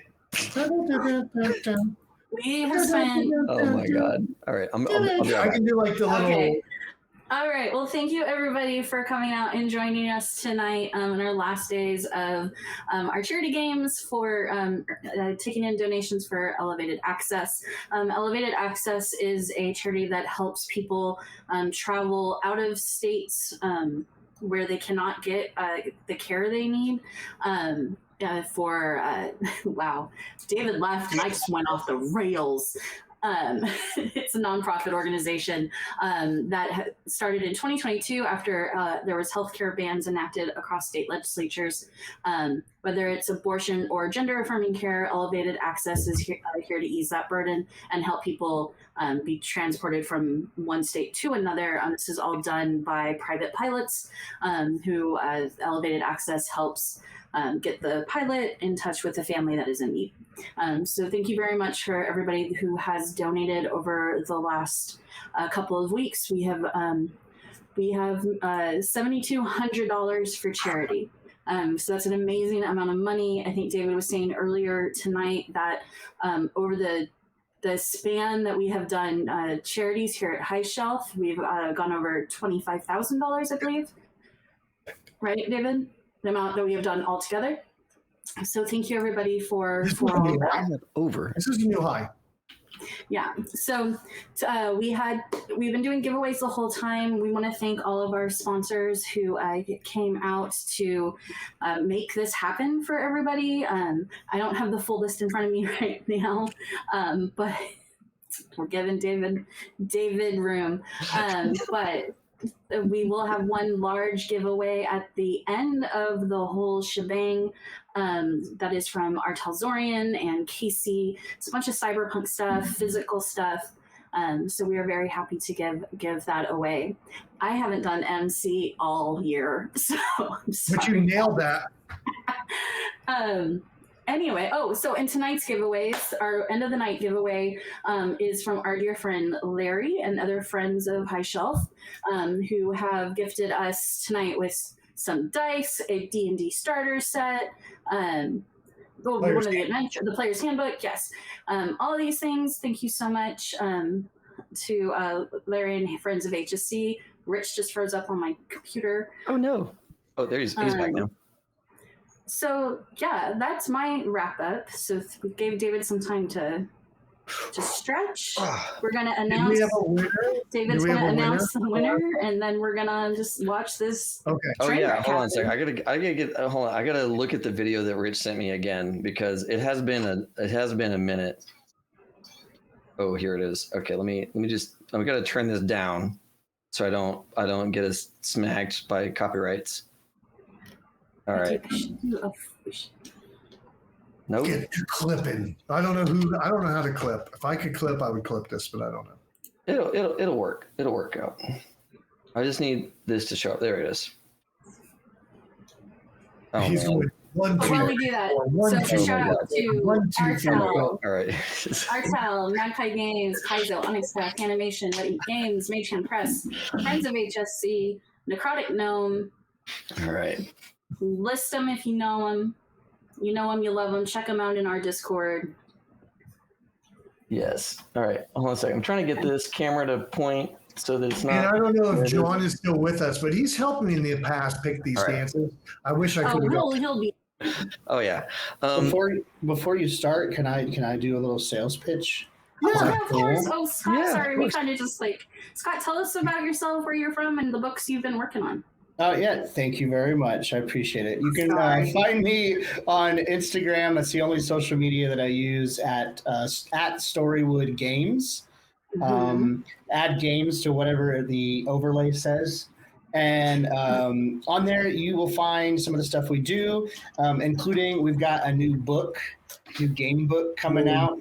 Hopefully it'll be available for sale online by February. So we got to get our Kickstarters all sent out to all the backers, but it's called Hunters of the Occult. It is Victorian fantasy where you go monster hunting. So it's a D6 system too. So it's pretty simple. Does it have THACO? does not have THAC0. D6, no THAC0, baby. D6. Hey, Anyway, Scott, there's someone on this call that might want like an early copy to play online. Yes. yeah, sure. I do have some advanced copies of it, but I think yeah, I it also backed it. So. should be available for online sale by February. So cool. Check that shit out. Scott's games are great. Thank you so much. Thank you, Scott. All right, let's see that dance. Well, so our winner for tonight, getting all this beautiful stuff from D&D, the 5 dice sets and all that kind of stuff, Rin Coco. Congratulations, Rin Coco. Thank you so much for being here. I can't wait to mail this to you. Yeah, they've been donating. I want to say they donated some last night. They donated some tonight. So thank you so much, Rin Coco, for being here and doing the amazing stuff. So congratulations. So cool. And hopefully this is like a whole, like, get some people together, everybody gets dice. It's a whole starter kit. It's just ready to go. It's ready.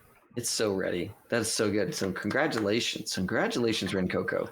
Here, let's do like a quick, I don't even know if they're in chat right now, but we'll just do like a little like at Rin Coco. Congrats. I can look at community. There we go. There we go. All right.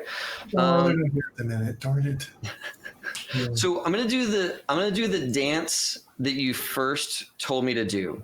Okay, that's the dance, and then I need to come up with 2 minutes and 30 seconds worth of dancing after that. Yeah.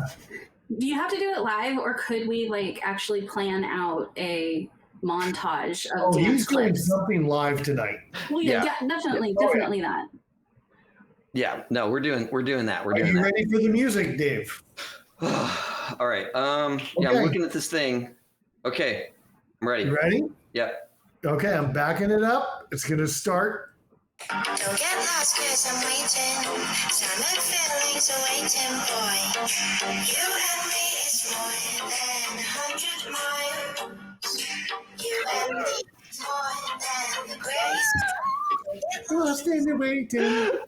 This was so weird. This video is so weird. I don't know if we have to do all the time, dude. That was so good. That was so weird. This thing. Get it, son. John is in chat for clips. They gave you a get it.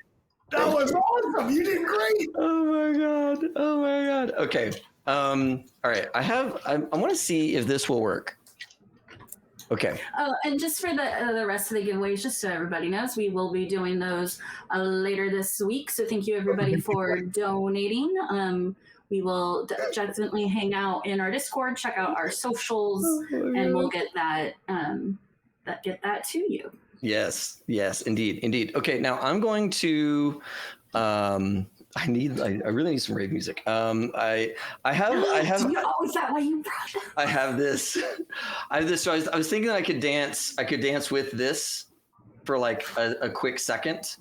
And also I want to get a little avant-garde with this. Because I can also like take you all with me. Is this a bad idea? This feels like a bad idea. No, this is great. All right, hold on a second. I think I need to free myself from the desk.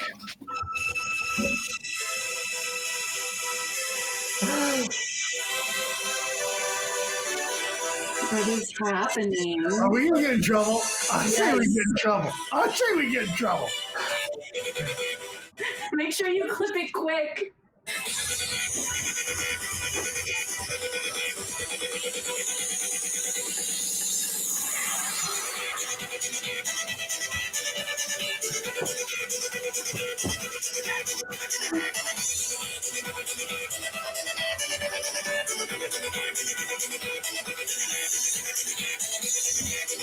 All right, I think that's it, right? That's 2 minutes?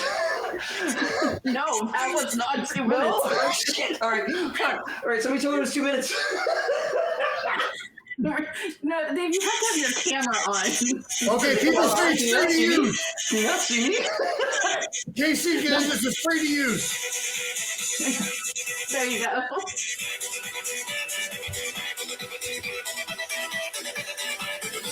This is awesome. I never thought I would be back in 1980s again.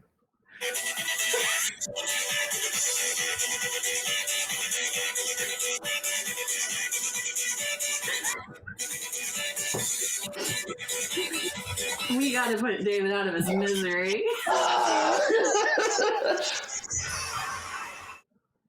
There it is. There you go. Thank That's goodness. beauty. Thank No goodness. one can complain about that. I hope not. Oh, I think John already clipped the first Yeah, thing. John's been clipping. Oh my god. Oh, John. Oh my god. Oh, Get some water. Hydrate, David. Hydrate. Look, my kiddos earned this at like a they were giving this out at like a Christmas festival thing, and my kids were like, I want one. So our house is full of these things now. oh.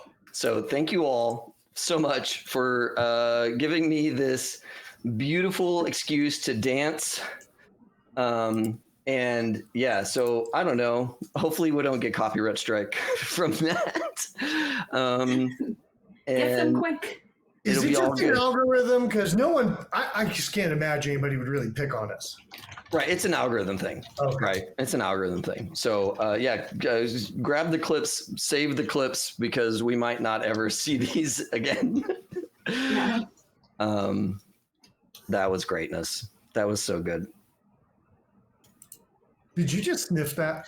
No, I didn't sniff it. I just put it. I put it next to my face to see what would happen to the colors. Oh, I missed a huge opportunity Oh, to get these going. David. I know, right? David.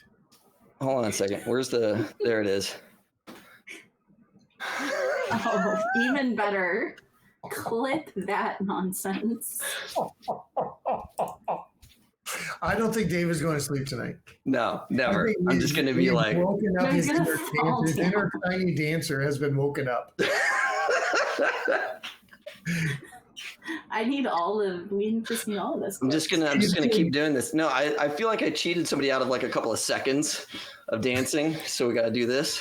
It's a good clip right here, and then like one of these. John's Get busy, frantically John. making clips. Clip it.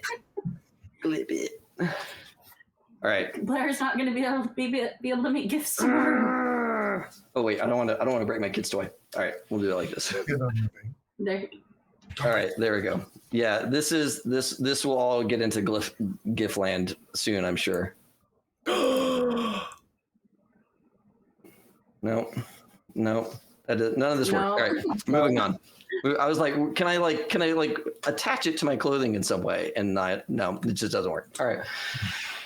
I don't know what else to do with this, so I'm just gonna just leave it here as like a awkward stage prop, like it wasn't given proper directions of what to do with it. Put your MacGuffin down. No, It'll it can't happen. Oh. Tie it to a pole.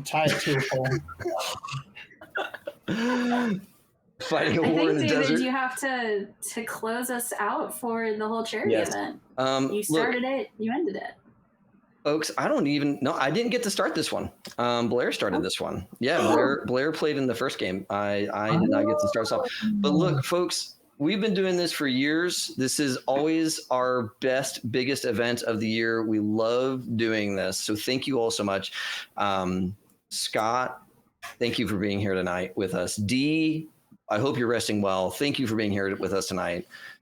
Katrina, thank you for jumping in last second to take this spot and make this night as awesome as it has been. And Rich, thanks for running another amazing old school dungeon with us tonight. Mm-hmm. Folks, yeah, we are, my wife is in the room laughing at me, rightfully so. Hi, Kelly.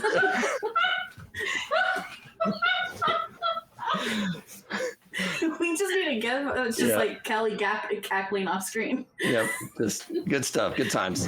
I'm glad I could be here. Look, going 2,000 over a number, $7,000 raised tonight, just amazing. We've passed the 25,000 mark for the channel lifetime channel award. This is so cool. Again, I just got to say thank you to everybody who helped us together. Right, so behind the scenes, we have a huge team of people who have been gathering sponsors, gathering players, running the scheduling. So that'd be like Ethan, Blair with all the social media and all the planning that went into this.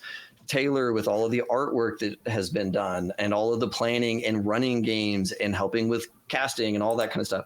Just a ton of work goes into this stuff. And we are so fortunate to have such a great community here supporting this and making all this happen. And I couldn't be prouder of our accomplishment here all together. So thank you all so much. With that, go ahead. I was gonna say, let's thank you to all the DMs or game masters who ran over the last couple of weeks, and all of our players who jumped in and helped, helped get these games going. And we're just so happy to be part of such a large community these days that we can share all this with. Yes, absolutely. And we are gonna raid. We're gonna raid somebody. Oh, let's go raid Praxagora Thesmophoria. They raided us a couple of times during this whole adventure, and Wandering DM is over there all the time. So we're gonna give them some love. And I see Troopers there too. Troopers joined us for a game as well. Oh, this is so good. Yeah, let's raid these folks. So we're gonna hit the button. Everybody queue up to raid. Give them some love in the chat. Give them some emotes. We're gonna let this charity continue to run for a couple more days because we have a couple of games that got booked that are not originally planned to be part of the charity, and we're just going to let it see if some more donations filter in. We still have a big giveaway to give out, so we're going to roll the dice on that, announce that when we get it, and we're all super excited for that. So stick around, hang out with us on Discord to find out who won and all of those good things. And thank you all again for being amazing and being here. We're going to jump off to Praxagora Thesmophoria. So for all of you out there at home, as always, have fun and play well. Bye. All your world secrets. Oh, you completely just said my line!